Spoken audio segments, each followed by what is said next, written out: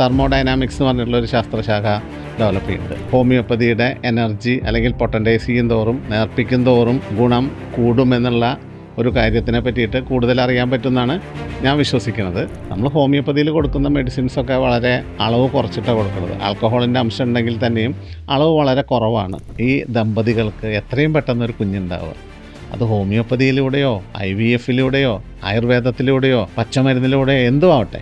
ഇപ്പോൾ അതിൻ്റെ ഒപ്പം പ്രാർത്ഥനയോ ധ്യാനമോ അമ്പലത്തിൽ പോക്കോ അല്ലെങ്കിൽ വഴിപാടുകളോ ഒന്നും പ്രശ്നമില്ല. കാരണം നമ്മുടെ മനസ്സിൻ്റെ ഒരു ഊർജ്ജം കൂടി പ്രധാനപ്പെട്ടതല്ലേ. അവരുടെ AFC ആൻഡ്രൽ ഫോളിക്കുലാർ കൗണ്ട് എന്ന് പറഞ്ഞ് നമ്മളൊരു സ്കാൻ ചെയ്യും പീരീഡ്സിൻ്റെ സെക്കൻഡ് ഡേയിൽ. അത് ചെയ്ത് കഴിഞ്ഞാൽ എത്ര എഗ്ഗ് ആ മാസം ഉൽപ്പാദിപ്പിക്കുന്ന അറിയും. അന്ന് ഓരോ അണ്ടാശയത്തിലും ഓരോ എഗ്ഗേ ഉള്ളൂ. നമ്മൾ കവികൾ പറയുന്ന മാതിരി അലിഞ്ഞു ചേരുക, ഒന്നാവുക എന്ന് പറഞ്ഞ പരിപാടിയൊന്നും. ഓവുലേഷൻ്റെ സമയത്ത് ചെയ്യാൻ പറ്റിയൊരു പരിപാടി, ഒരു കുഞ്ഞുണ്ടാക്കാൻ ചെയ്യണ ഒരു പരിപാടി. വൈഫിന് ചെറിയ അസുഖങ്ങളുണ്ട്, അപ്പോൾ അതിനെപ്പറ്റി കുറ്റപ്പെടുത്തുക. ഹസ്ബൻഡ് ചെറിയ പ്രശ്നങ്ങളുണ്ട്, അപ്പോൾ ഹസ്ബൻഡിനെ കുറ്റപ്പെടുത്തുക. ഏറ്റവും മെയിൻ റോളുള്ളത് അവരുടെ ഫാമിലിക്കാണ്. Welcome to another episode of honest R. ഞാൻ എൻ്റെ ഇന്നത്തെ ഗസ്റ്റിനെ ഇൻട്രൊഡ്യൂസ് ചെയ്യുന്നതിന് മുമ്പേ ആദ്യം തന്നെ നിങ്ങളോട് എല്ലാവരോടും ഒരു ക്ഷമാപണം നടത്താനാണ് ആഗ്രഹിക്കുന്നത്. വളരെ ചുരുക്കം വീഡിയോസ് മാത്രമേ ഈ ചാനലിലൂടെ പോസ്റ്റ് ചെയ്തിട്ടുള്ളൂ എങ്കിലും നിങ്ങളെല്ലാവരും ഒരുപാട് സ്നേഹം ഞങ്ങൾക്ക് തന്നിരുന്നു. ലൈക്സ് ആയാലും കമൻ്റ് ആയാലും സബ്സ്ക്രൈബേഴ്സ് ആയാലും ഒത്തിരി സ്നേഹം നിങ്ങളുടെ അടുത്ത് നിന്ന് ഞങ്ങൾക്ക് കിട്ടി. പക്ഷേ എങ്കിൽ പോലും ഒരു ചെറിയൊരു ഇടവേള എടുക്കേണ്ടി വന്നു. അപ്പോൾ അതിൽ ആദ്യം തന്നെ ഒരു വലിയ ക്ഷമാപണം ചോദിക്കുകയാണ്. നിങ്ങളെല്ലാവരും ക്ഷമിക്കും എന്നുള്ള ഉറച്ച വിശ്വാസത്തോടെ നമ്മൾ വീണ്ടും എപ്പിസോഡ്സൊക്കെ പുനരാരംഭിക്കുകയാണ്. അപ്പോൾ ഇന്നത്തെ എപ്പിസോഡ് ഒരു അതിപ്രഗത്ഭനായ ഒരു ഡോക്ടറിലൂടെയാണ് ഞാൻ തുടങ്ങുന്നത്. ഹോമിയോപ്പതി ചികിത്സാ രംഗത്ത് തന്നെ ഒട്ടേറെ അവാർഡുകൾ ലഭിച്ചിട്ടുള്ള ഡോക്ടർ KB ദിലീപ് കുമാറാണ് ഇന്നത്തെ എൻ്റെ ഗസ്റ്റ്. ഇദ്ദേഹം ഇൻഫെർട്ടിലിറ്റി രംഗത്ത് ഒരു വിപ്ലവം തന്നെ സൃഷ്ടിച്ച ഒരു ഹോമിയോപ്പതി ഡോക്ടറാണ്. നിരവധി അവാർഡുകൾ കരസ്ഥമാക്കിയിട്ടുള്ള ഇദ്ദേഹം ഏകദേശം 2400 സക്സസ് സ്റ്റോറീസ് ഇൻഫെർട്ടിലിറ്റിയിൽ ഡോക്ടറാണ്. ഇദ്ദേഹത്തെ ഞാൻ പോഡ്കാസ്റ്റിലേക്ക് ക്ഷണിക്കാനുള്ള കാരണം എന്താണെന്ന് വെച്ചാൽ, നിങ്ങൾക്ക് എല്ലാവർക്കും അറിയുന്നത് പോലെ ഇന്നത്തെ കാലത്ത് ഗൈനക്കോളജിക്കൽ ഡിസോർഡേഴ്സ് വളരെയധികം കൂടുന്ന ഒരു കാലഘട്ടമാണ്. ഗൈനക്കോളജിക്കൽ ഡിസോർഡേഴ്സ് മാത്രമല്ല, അതുമായി അനുബന്ധിച്ച് ഇൻഫെർട്ടിലിറ്റിയും കൂടുന്നൊരു കാലഘട്ടമാണ്. അത് മെയിൽ ഇൻഫെർട്ടിലിറ്റി ആയാലും ഫീമെയിൽ ഇൻഫെർട്ടിലിറ്റി ആയാലും. അപ്പം ഈ ഒരു ടോപ്പിക്കിനെ കുറിച്ച് ഒരു ഡിസ്കഷൻ വേണം, അല്ലെങ്കിൽ അതൊരു റെലവൻ്റ് ആയ ടോപ്പിക് ആയിരിക്കും എന്ന് എനിക്ക് തോന്നിയത് കൊണ്ടാണ് ഇദ്ദേഹത്തെ ഞാൻ വിളിച്ചത്. അപ്പോൾ ഇന്നത്തെ പോഡ്കാസ്റ്റിൽ നമ്മൾ കവർ ചെയ്തിട്ടുള്ള ടോപ്പിക്സ് എന്ന് പറയുന്നത് ഹോമിയോപ്പതിയുടെ ചികിത്സാ രീതി എന്താണ്, സയൻറ്റിഫിക് എവിഡൻസ് ഇല്ല എന്ന് ഹോമിയോപ്പതിയെക്കുറിച്ച് ഉയരുന്ന വിമർശനങ്ങൾക്കുള്ള മറുപടി എന്താണെന്ന് ഞാൻ അദ്ദേഹത്തിനോട് ചോദിച്ചിട്ടുണ്ട്. അപ്പോൾ ഈ ഒരു പോഡ്കാസ്റ്റ് നിങ്ങൾക്ക് ഇഷ്ടപ്പെടുമെന്ന് ഞാൻ വിചാരിക്കുന്നു. അപ്പോൾ കണ്ടു നോക്കുക, ലൈക്ക് ചെയ്യുക, ഷെയർ ചെയ്യുക, സബ്സ്ക്രൈബ് ചെയ്യുക, കോമെൻറ്റ് ചെയ്യുക.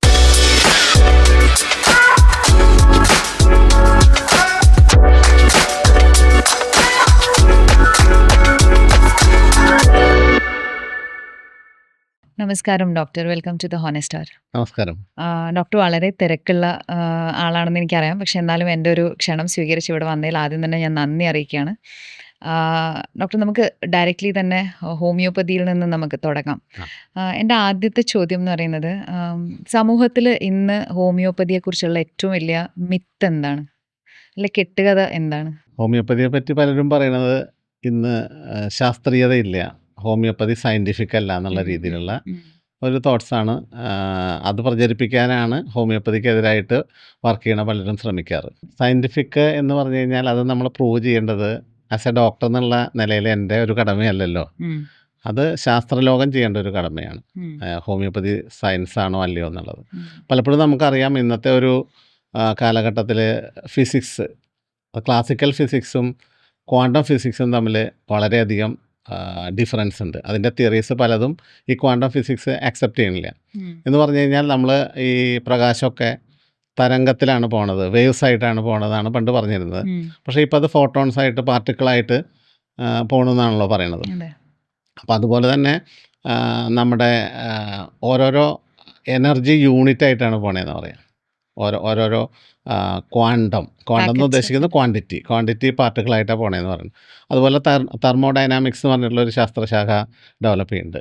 ഇതൊക്കെ ഡെവലപ്പ് ചെയ്തതിനനുസരിച്ച് ഹോമിയോപ്പതിയുടെ എനർജി അല്ലെങ്കിൽ പൊട്ടൻറ്റൈസ് ചെയ്യും തോറും നേർപ്പിക്കും തോറും ഗുണം കൂടുമെന്നുള്ള ഒരു കാര്യത്തിനെ പറ്റിയിട്ട് കൂടുതൽ അറിയാൻ പറ്റുമെന്നാണ് ഞാൻ വിശ്വസിക്കുന്നത്. അത് ശാസ്ത്രലോകം തെളിയിക്കട്ടെ. എന്നെ സംബന്ധിച്ചിടത്തോളം ഹോമിയോപ്പതിയുടെ ശാസ്ത്രീയത എന്ന് പറഞ്ഞു കഴിഞ്ഞാൽ, നമ്മളൊരു അസുഖത്തിന് മരുന്ന് കൊടുക്കണു, അത് മാറുന്നു. അതാണ് എൻ്റെ ശാസ്ത്രീയത. അതിങ്ങനെ വെറുതെ ഒരു പേഷ്യൻ്റ് എൻ്റെ അസുഖം മാറിയെന്ന് പറയുകയോ അല്ലെങ്കിൽ ഞാനൊരു പേഷ്യൻറ്റിനോട് നിങ്ങളുടെ മാറിയില്ലേ എന്ന് ചോദിക്കുന്നതിൻ്റെ അപ്പുറത്തേക്ക് നമ്മൾ എക്സാമ്പിൾ പറഞ്ഞാൽ ഒരു എൻഡോമെട്രിയോസിസ് കേസാണെന്ന് വിചാരിക്കുക.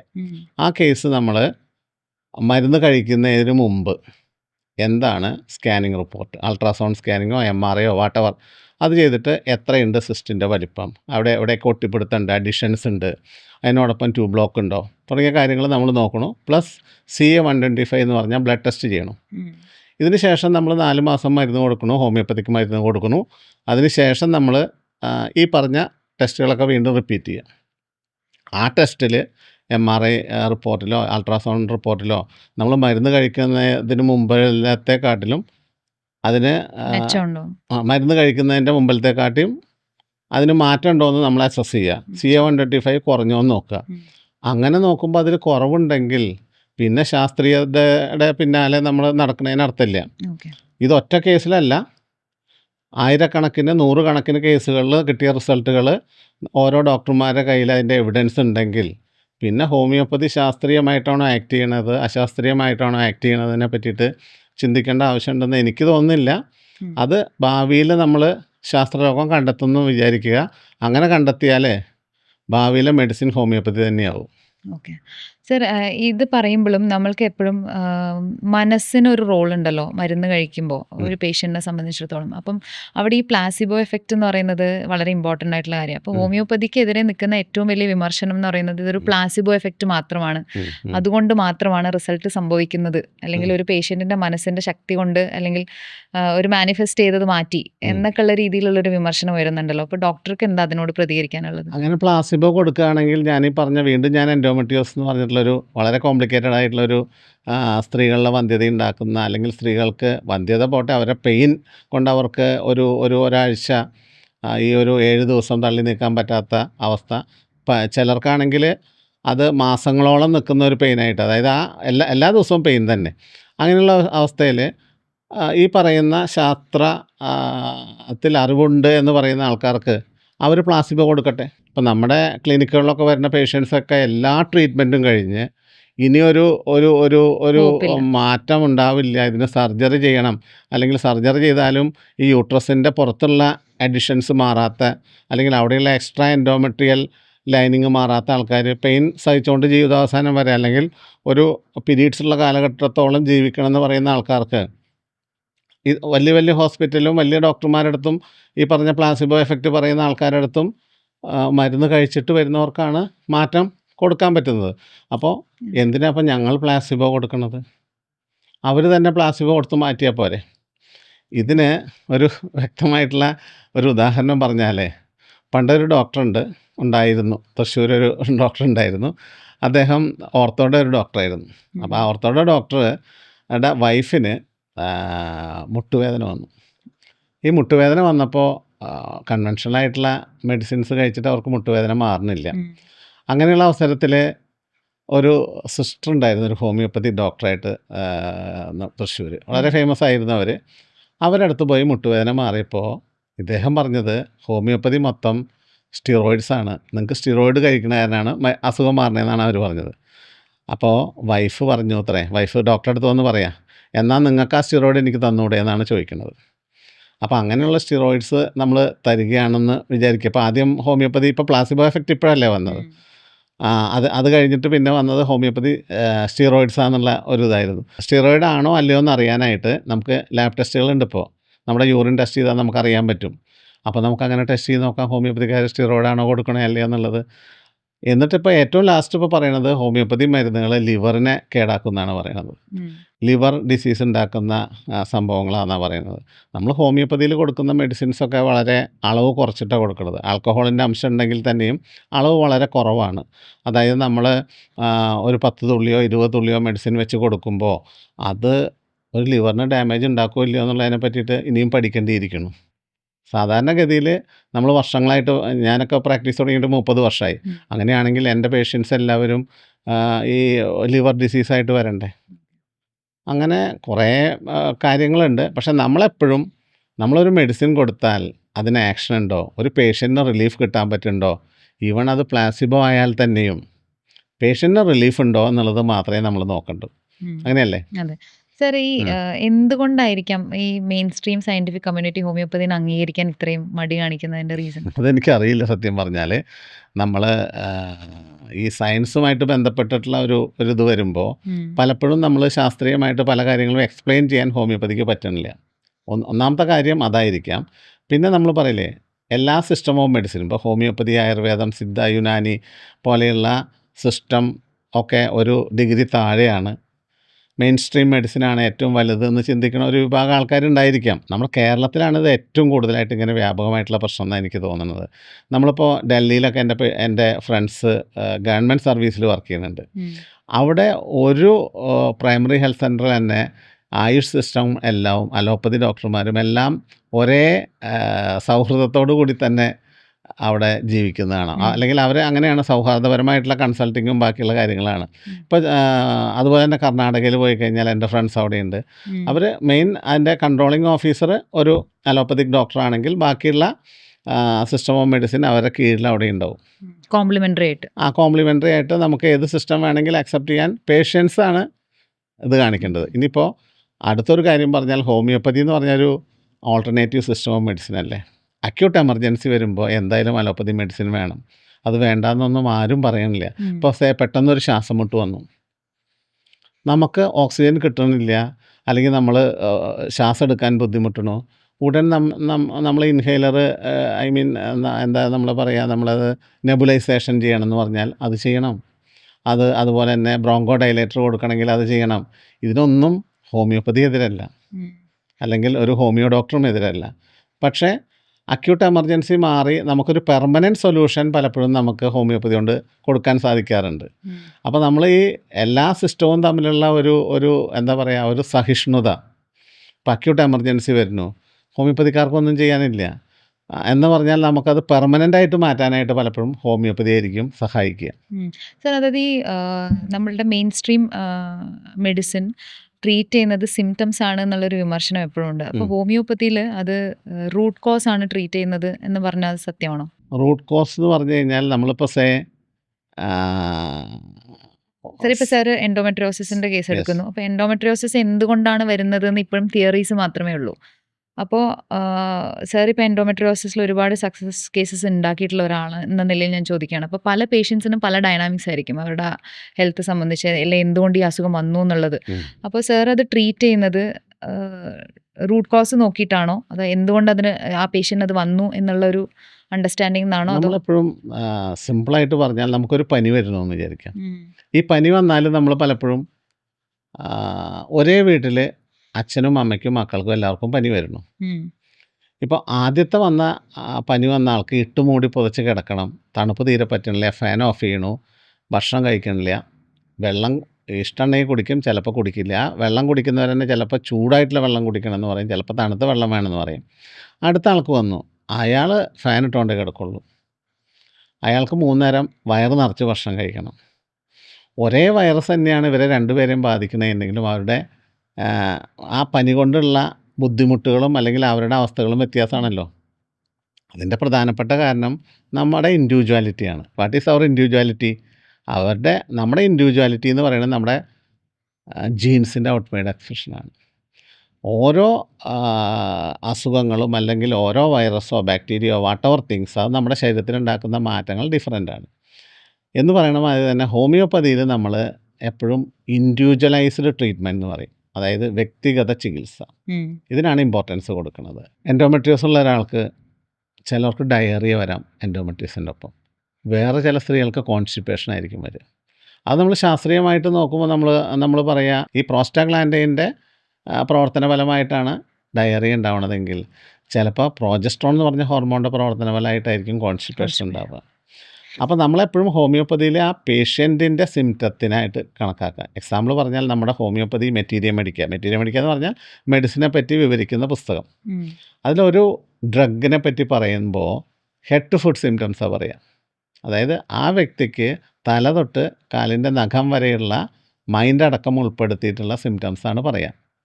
എക്സാമ്പിൾ പറഞ്ഞാൽ, ഇപ്പോൾ പീരീഡ്സ് വരുന്ന സമയത്ത് നമുക്ക് ദേഷ്യം വരുന്നു, അത് കോമൺ ആയിട്ട് നമ്മൾ പ്രീ മെൻസ്ട്രൽ സിൻഡ്രോം എന്ന് പറയും.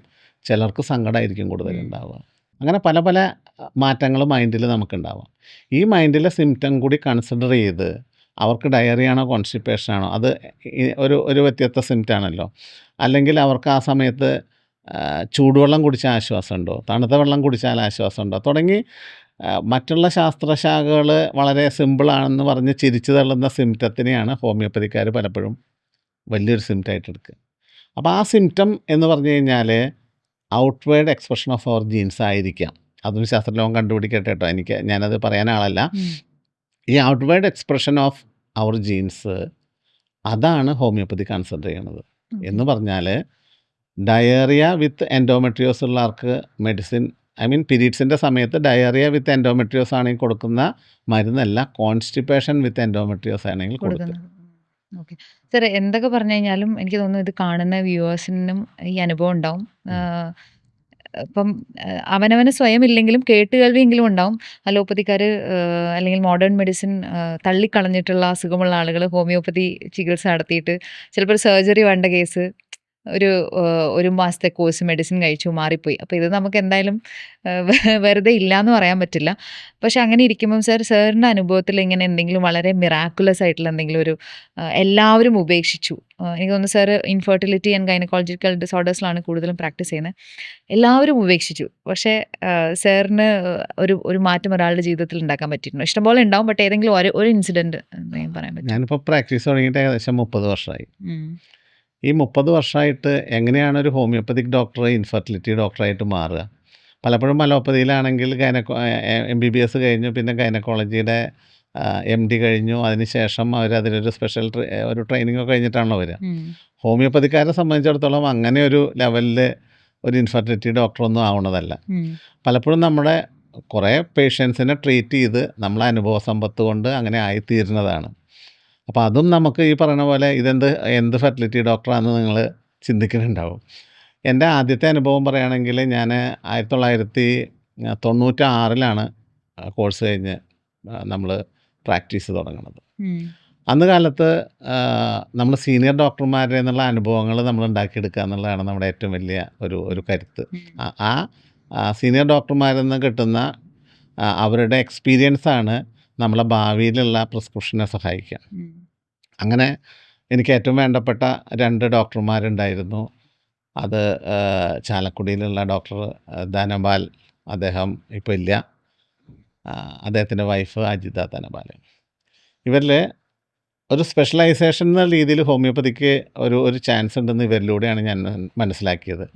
ബിക്കോസ് ഈ ധനപാൽ എന്ന് പറഞ്ഞ ഡോക്ടർ അന്ന് കാലത്ത് ചികിത്സിച്ചിരുന്നത് നമ്മുടെ എപ്പിലെപ്സി എന്ന് പറഞ്ഞിട്ടുള്ള കേസുണ്ടല്ലോ, എപ്പിലെപ്സി. ഇപ്പോൾ എപ്പിലെപ്സി കേസ് പലപ്പോഴും ജീവിതാവസാനം വരെ മെഡിസിൻ കഴിക്കണമെന്ന് പറയുന്ന ഒരു അസുഖമാണ്. പക്ഷേ ഇദ്ദേഹം ഇത് ട്രീറ്റ് ചെയ്ത് പലരുടെ അസുഖങ്ങൾ മാറ്റിക്കൊടുക്കുന്നത് കണ്ടുകൊണ്ടിരുന്നു. അപ്പോൾ ഞാനൊരു എക്സ്പീരിയൻസിന് വേണ്ടിയിട്ട് അന്ന് കാലത്ത് എനിക്ക് ക്ലിനിക്ക് മുടക്കമുള്ള ഒരു ദിവസം ഇവരുടെ അടുത്ത് ഞാൻ പോകും. അദ്ദേഹത്തിൻ്റെ വൈഫ് അജിത ഡോക്ടറുണ്ട്. ആ അജിത ഡോക്ടർ ഇൻഫെർട്ടിലിറ്റിയാണ്. 30 വർഷം മുമ്പാന്ന് ആലോചിക്കണം. അന്നേ അവർക്കതിൽ നല്ല റിസൾട്ടുള്ള ഒരു ഡോക്ടറായിരുന്നു. അപ്പോൾ അജിത ഡോക്ടറെ അടുത്ത് പോയി. അപ്പോൾ ഇവരുമായിട്ടുള്ള ഇവരുടെ അണ്ടറിൽ നമ്മൾ കാര്യങ്ങൾ മനസ്സിലാക്കുമ്പോൾ അവരുടെ വേ ഓഫ് തിങ്കിങ്, കാരണം ഹോമിയോപ്പതി പനിയും ചുമയും തലവേദനയും മാത്രം ചികിത്സിക്കേണ്ട ഒരു സിസ്റ്റമല്ല. ഈ ഹോമിയോപ്പതിക്ക് കുറേയും കൂടി മിറക്കിൾസ് അല്ലെങ്കിൽ കുറേയും കൂടി നമുക്ക് കോംപ്ലിക്കേറ്റഡ് കേസസ് കൈകാര്യം ചെയ്യാനുള്ള കഴിവുണ്ടെന്നാണ് മനസ്സിലാക്കുന്നത്. അപ്പോൾ അന്ന് കാലത്ത് നമുക്ക് ഈ ഇൻ്റർനെറ്റിൻ്റെ സഹായമോ ബാക്കിയുള്ള കാര്യങ്ങളോ ഒന്നുമില്ല. ഒരു ഇൻഫെർട്ടിലിറ്റിനെ പറ്റി റെഫർ ചെയ്യാനായിട്ടൊരു ബുക്സ് ഇല്ല, ഇൻഫെർട്ടിലിറ്റിനെ പറ്റി റെഫർ ചെയ്യാനുള്ള ബുക്സ് ഇല്ല. അപ്പോൾ അങ്ങനെയുള്ള കാലഘട്ടത്തിൽ ഇൻഫെർട്ടിലിറ്റിനെ പറ്റി ഒരു ആർട്ടിക്കിൾ എഴുതിയാലോ എന്നുള്ളതിനെ പറ്റിയിട്ട് അജിത് ഡോക്ടർ എന്നോട് സംസാരിച്ചു. അപ്പോൾ ഒരു ആർട്ടിക്കിൾ എഴുതണമെങ്കിൽ എവിടുന്ന് നമുക്ക് ഇതിൻ്റെ കാര്യങ്ങൾ കിട്ടും, അതിൻ്റെ ഡാറ്റ കളക്ട് ചെയ്യാൻ അന്നൊരു മാർഗ്ഗമില്ല. അങ്ങനെ ഞാൻ നമ്മുടെ കോളേജ് ലൈബ്രറികളും ബാക്കിയുള്ള ലൈബ്രറികളൊക്കെ റെഫർ ചെയ്തിട്ട് നമ്മൾ ഈ പറഞ്ഞ PCOD, എൻഡോമെട്രിയോസിസ്, ട്യൂബൽ ബ്ലോക്കേജ് തുടങ്ങി ഫൈബ്രോയിഡ് തുടങ്ങി ചെറിയ കാര്യങ്ങളെ പറ്റിയിട്ടുള്ള ഒരു ആർട്ടിക്കിൾ ഞാൻ എഴുതി ഞങ്ങൾ പ്രസിദ്ധീകരിക്കാൻ തീരുമാനിച്ചു. അപ്പോൾ അന്ന് അതിൻ്റെ ഒരു ലീഫ്ലെറ്റ് എൻ്റെ മേശപ്പുറത്ത് ഞാൻ വെച്ചു. ഞാൻ പ്രാക്ടീസ് തുടങ്ങി ഫസ്റ്റ് ആദ്യ വർഷമാണ്. അങ്ങനെ ഇരിക്കുന്ന കാലത്ത് എൻ്റെ ക്ലിനിക്കിലൊരു പേഷ്യൻ്റ് വന്നു. അദ്ദേഹം പനി കാണിക്കാൻ വന്നതാണ്. അപ്പോൾ ഈ ആർട്ടിക്കിൾ അവിടെ ഇരിക്കണ കണ്ടു. ആളത് വായിച്ച് നോക്കിയിട്ട് എന്നോട് ചോദിച്ചു, ഹോമിയോപ്പതിയിൽ ഇൻഫെർട്ടിലിറ്റിക്കൊക്കെ ചികിത്സയുണ്ടോ? അപ്പം ഞാൻ പറഞ്ഞു, എൻ്റെ മാഡം ചികിത്സിക്കുന്നുണ്ട്, എനിക്ക് അതിനെപ്പറ്റി വലിയ അറിവായിട്ടില്ല. അദ്ദേഹം അങ്ങനെ അന്നത് ചോദിച്ച് തിരിച്ചു പോയി. 1 വർഷം കഴിഞ്ഞ് എന്നെ കൺസൾട്ട് ചെയ്യാൻ വന്നു അദ്ദേഹം. അപ്പോൾ അദ്ദേഹം പറഞ്ഞു, എൻ്റെ വൈഫ് 17 വർഷമായിട്ട് കുഞ്ഞുങ്ങളില്ലാത്ത ഒരാളാണ്, ഞങ്ങൾക്ക് കുഞ്ഞുങ്ങളായിട്ടില്ല. ഞങ്ങൾ കേരളത്തിലെ ഒട്ടുമിക്ക ഫെർട്ടിലിറ്റി സെൻ്ററുകളും കൺസൾട്ട് ചെയ്തു, പ്രഗത്ഭരായിട്ടുള്ള ഫെർട്ടിലിറ്റി ഡോക്ടർമാരെ കൺസൾട്ട് ചെയ്തു. IVF മിക്സിയും അടക്കം ഞങ്ങൾ പരീക്ഷിച്ച് നോക്കി. എനിക്ക് തോന്നുന്നു IVF ആണ് അന്ന് കാലത്ത് കൂടുതൽ പ്രചാരം ഉണ്ടായിരുന്ന കാര്യം. അപ്പോൾ അവർ പറഞ്ഞത്, കേരളത്തിലെ ഡോക്ടർമാർ, നമ്മൾ ആരുടെയും പേരുകളൊന്നും ഇതിൽ പറയുന്നില്ല, പ്രമുഖ ഡോക്ടർമാർ പറഞ്ഞു, in your wife case fertility is impossible, so that her uterus and ovaries are severely damaged by endometriosis and frozen pelvis. അപ്പോൾ അദ്ദേഹം ഇങ്ങനെ വലിയൊരു അസുഖമായിട്ടാണ് നമ്മുടെ അടുത്ത് വന്നേക്കണത്, ഹോമിയോപ്പതി സിംറ്റം സിമിലാരിറ്റി അനുസരിച്ച് ചികിത്സിക്കാം എന്നുള്ള രീതിയിൽ ഡോക്ടർ ഒന്ന് ഇവരുടെ വേദന മാറ്റി കൊടുക്കാനുള്ള കാര്യങ്ങൾ ചെയ്യാൻ പറ്റുമോ എന്ന് ചോദിച്ചിട്ടാണ് വന്നത്. അന്ന് കാലത്ത് ഞാൻ പറഞ്ഞല്ലോ, നമ്മൾ അത്ര എക്സ്പീരിയൻസ് ഉള്ള ഒരാളല്ല. പക്ഷേ ഹോമിയോപ്പതിയുടെ മിറക്കിൾ അവിടെയാണ് കാണുന്നത്. നമ്മൾ അവരുടെ സിംറ്റംസ് എല്ലാം കളക്ട് ചെയ്തു. അതിനനുസരിച്ച് നമ്മുടെ കയ്യിലൊരു ഒരു ഒരു നമുക്കൊരു ഒരു ഒരു ബുക്കുണ്ട്, റെപ്പർട്ടറി എന്ന് പറയും. റെപ്പർട്ടറി എന്ന് പറഞ്ഞാൽ പണ്ട് കാലത്തെ ഒരു കമ്പ്യൂട്ടറായിട്ട് നമുക്ക് കണക്കാക്കാം. എന്ന് പറഞ്ഞാൽ നമ്മൾ ഹെഡ് എന്ന് പറഞ്ഞൊരു ചാപ്റ്റർ ഉണ്ടെങ്കിൽ ഹെഡിലാദ്യം മുടി കൊഴിച്ചിൽ, അല്ലെങ്കിൽ താരൻ, അല്ലെങ്കിൽ തലയുമായിട്ട് ബന്ധപ്പെട്ട എല്ലാ കാര്യങ്ങളും അതിനകത്ത് നോക്കിയാൽ അറിയാം. അതിങ്ങനെ അറേഞ്ച് ചെയ്ത് വെച്ചേക്കാണ്. ഇന്ന് കാലത്ത് നമ്മൾ കമ്പ്യൂട്ടർ തപ്പണതിന് പകരം അത് വളരെ പെട്ടെന്ന് നമുക്ക് തപ്പിയെടുക്കാൻ പറ്റും. അപ്പോൾ ഇവരുടെ സിംറ്റംസൊക്കെ ഇട്ട് നമ്മൾ നോക്കി അതിനനുസരിച്ച് നമുക്കൊരു മെഡിസിനിലേക്ക് എത്താൻ പറ്റും. അങ്ങനെ മെഡിസിൻ കൊടുത്തു. അവർ ഒരു 6 മാസത്തിൻ്റെ അടുത്തേക്ക് മെഡിസിൻ കഴിച്ചു. ഒരു ദിവസം വൈകുന്നേരം ഇവൻ്റെ ക്ലിനിക്ക് വന്നിട്ട്, ഡോക്ടർ എന്ത് മെഡിസിനാണ് കൊടുക്കണേ? അപ്പോൾ ഞാനങ്ങ് ഞെട്ടിപ്പോയി. ഇനിയിപ്പോൾ എന്തെങ്കിലും മെഡിസിൻ കൊടുത്ത് വല്ല കോംപ്ലിക്കേഷൻ ആയതാണോ എന്ന് വിചാരിച്ചിട്ട് ആളെനിക്ക് പ്രഗ്നൻസി കാർഡ് ഉയർത്തി കാണിച്ചു. ഞാൻ എൻ്റെ ജീവിതത്തിൽ ആദ്യമായിട്ട് പ്രഗ്നൻസി കാർഡ് കാണുന്ന അന്നാണ്. കാരണം ഞാനന്ന് മാരേജ് കഴിച്ചിട്ടില്ല, ഞാൻ വിവാഹിതനല്ല. അപ്പോൾ എനിക്ക് പ്രഗ്നൻസി കാർഡ് എന്താണെന്ന് അറിയില്ല. അപ്പോൾ ഇത് ഇദ്ദേഹം ഇങ്ങനെ കാണിച്ചിട്ട് 2 ലൈൻ പോസിറ്റീവായിട്ട് കാണിച്ചു. ഡോക്ടറെ, ഞാൻ കഴിഞ്ഞ 17 വർഷമായിട്ട് ബുദ്ധിമുട്ടാണ്. അദ്ദേഹം കരഞ്ഞുകൊണ്ടാണ് പറയണത്. അദ്ദേഹം വലിയൊരു പൊസിഷനിൽ ഇരിക്കുന്ന ആളാണ്.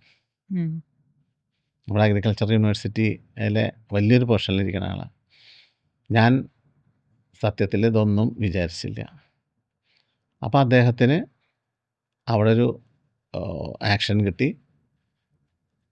അതിനുശേഷം അദ്ദേഹത്തിൻ്റെ ഫാമിലിയിൽ അദ്ദേഹത്തിൻ്റെ അനിയൻ ഒരു 7 വർഷം കഴിഞ്ഞിട്ടുള്ള ഒരാളും, അദ്ദേഹത്തിൻ്റെ ഫാമിലിയിൽ തന്നെ വേറെ ഒരു ലേഡി 3 വർഷം വിവാഹം കഴിഞ്ഞ ആളും, ഇദ്ദേഹത്തിൻ്റെ ഈ മാറ്റം കണ്ടിട്ട് അവർ 3 പേരും എൻ്റെ അടുത്ത ട്രീറ്റ്മെൻറ്റിൽ വിജയം കണ്ടെത്താൻ പറ്റിയവർക്ക്.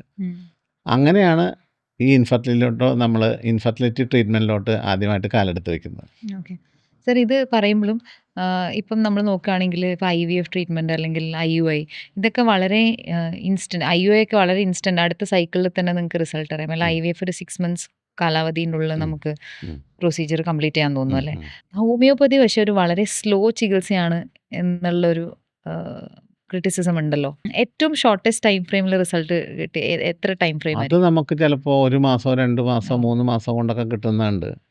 പക്ഷേ അതൊന്നും നമ്മുടെ മെഡിസിൻ്റെ അന്ന് നമുക്ക് പൂർണ്ണമായിട്ടും പറയാൻ പറ്റില്ലല്ലോ. ബിക്കോസ് ഒരു ഒലിഗോഅസ്തെനോസ്പെർമിയ കേസ്, ഒലിഗോഅസ്തെനോടെറാറ്റോസ്പെർമിയ കേസ് എന്ന് പറഞ്ഞാൽ കൗണ്ട്, മോട്ടിലിറ്റി, മോർഫോളജി കുറഞ്ഞൊരു കേസ് വന്നു. ഈ ഒരു കൗണ്ട് മോട്ടിലിറ്റി ഒക്കെ കൂടണമെങ്കിൽ മിനിമം നമുക്ക് വേണ്ട സമയം ഒരു 90 to 120 days ആണ്.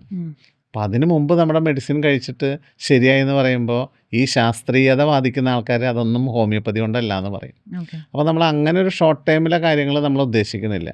അതുപോലെ തന്നെ നമ്മൾ ഒരു 23 വർഷം കഴിഞ്ഞിട്ടുള്ള വിവാഹം കഴിഞ്ഞിട്ടുള്ള ഒരു ദമ്പതികൾ, അതും എൻ്റെ ക്ലിനിക്ക് തുടങ്ങിയ സമയത്ത് ഏകദേശം 17 വർഷം ആയി. ആ കുഞ്ഞിനിപ്പോൾ 17 വയസ്സുണ്ട്. കാരണം ആ മോളുടെ എല്ലാ കാര്യത്തിനും എന്നെ വിളിക്കാറുണ്ട്. അവരെൻ്റെ അടുത്ത് വന്നത് വിവാഹം കഴിഞ്ഞ് 23 വർഷം കഴിഞ്ഞിട്ടാണ്. അപ്പോൾ അവർ വിവാഹം കഴിക്കുമ്പോൾ ഞാൻ SSLCക്ക് പഠിക്കുകയാണ്. ഞാൻ 10ാം ക്ലാസ്സിൽ പഠിക്കുന്ന സമയത്താണ് അവരുടെ വിവാഹം കഴിഞ്ഞിട്ടുള്ളത്. അപ്പോൾ ഈ 23 വർഷവും ഹോമിയോപ്പതി അല്ല അവർ കഴിച്ചിരുന്നത്, ബാക്കിയുള്ള മെഡിസിൻസാണ്. എന്തുകൊണ്ട് അത് ഫാസ്റ്റായില്ല? അങ്ങനെയുള്ള ചോദ്യങ്ങൾ ആർക്കും ഇല്ല. ഇപ്പോൾ IVF ICSIയോ ഏത് മെത്തേഡ് ആയിക്കോട്ടെ റിസൾട്ട് കിട്ടുക എന്നുള്ളതാണ് പ്രാധാന്യം. അതായത് ഹോമിയോപ്പതി കഴിച്ചുകൊണ്ട് മാത്രം ശരിയാവണമെന്നോ, അലോപ്പതി കഴിച്ചുകൊണ്ട് മാത്രം ശരിയാവണമെന്നോ, ആയുർവേദം കഴിച്ചുകൊണ്ട് ശരിയാവണമെന്നോ, ഇനി ഒരു പച്ചമരുന്ന് കഴിക്കുന്ന ആളുടെ അടുത്തുനിന്ന് മരുന്ന് കഴിച്ചിട്ട് ശരിയായാലും മതി. എവിടെ നിന്നായാലും നമ്മുടെ അടുത്ത് വരുന്ന ഒരാളെന്ന് പറഞ്ഞു കഴിഞ്ഞാൽ അവരുടെ സഫറിങ് വളരെ വളരെ വലുതാണ്. ബിക്കോസ് ഒരു കുഞ്ഞില്ല എന്ന് പറഞ്ഞു കഴിഞ്ഞാൽ, ഡോക്ടറെ ഞങ്ങൾ 23 വർഷമായിട്ട് ഒരു ഫംഗ്ഷന് പോലും പോകാൻ പറ്റില്ല. ഈ ഫംഗ്ഷന് പോകുമ്പോൾ ആൾക്കാർ ചോദ്യങ്ങളാണ്. ഇപ്പം ചോദ്യങ്ങളാണെങ്കിൽ 30 വർഷം മുമ്പ് അതിൻ്റെ അപ്പുറത്തേക്കുള്ള കുറേ കാര്യങ്ങളുണ്ട്. നമുക്കറിയാമല്ലോ, കുഞ്ഞുങ്ങളെ എടുക്കാൻ സമ്മതിക്കില്ല, കുഞ്ഞുങ്ങളെ തൊടാൻ സമ്മതിക്കില്ല. ഇവരെ ഒരു വേറെ രീതിയിൽ കണക്കാക്കിയിരുന്ന കുറേ ആൾക്കാരുണ്ടായിരുന്നു അന്ന് കാലത്ത്. ഇപ്പം നമ്മൾ കുറച്ചും കൂടി അതിനൊക്കെ ഒരു മാറ്റങ്ങൾ വരുത്തിയിട്ടുണ്ട്. അപ്പം അങ്ങനെയുള്ളൊരു സമൂഹത്തിൽ ജീവിച്ച ആൾക്കാരുണ്ട്. അവരെല്ലാം തന്നെ അവർക്കുള്ള സ്വത്തും ബാക്കിയുള്ള കാര്യങ്ങളൊക്കെ വിറ്റുപിറക്കിയിട്ട് വലിയ വലിയ ചികിത്സകൾ നടത്തി.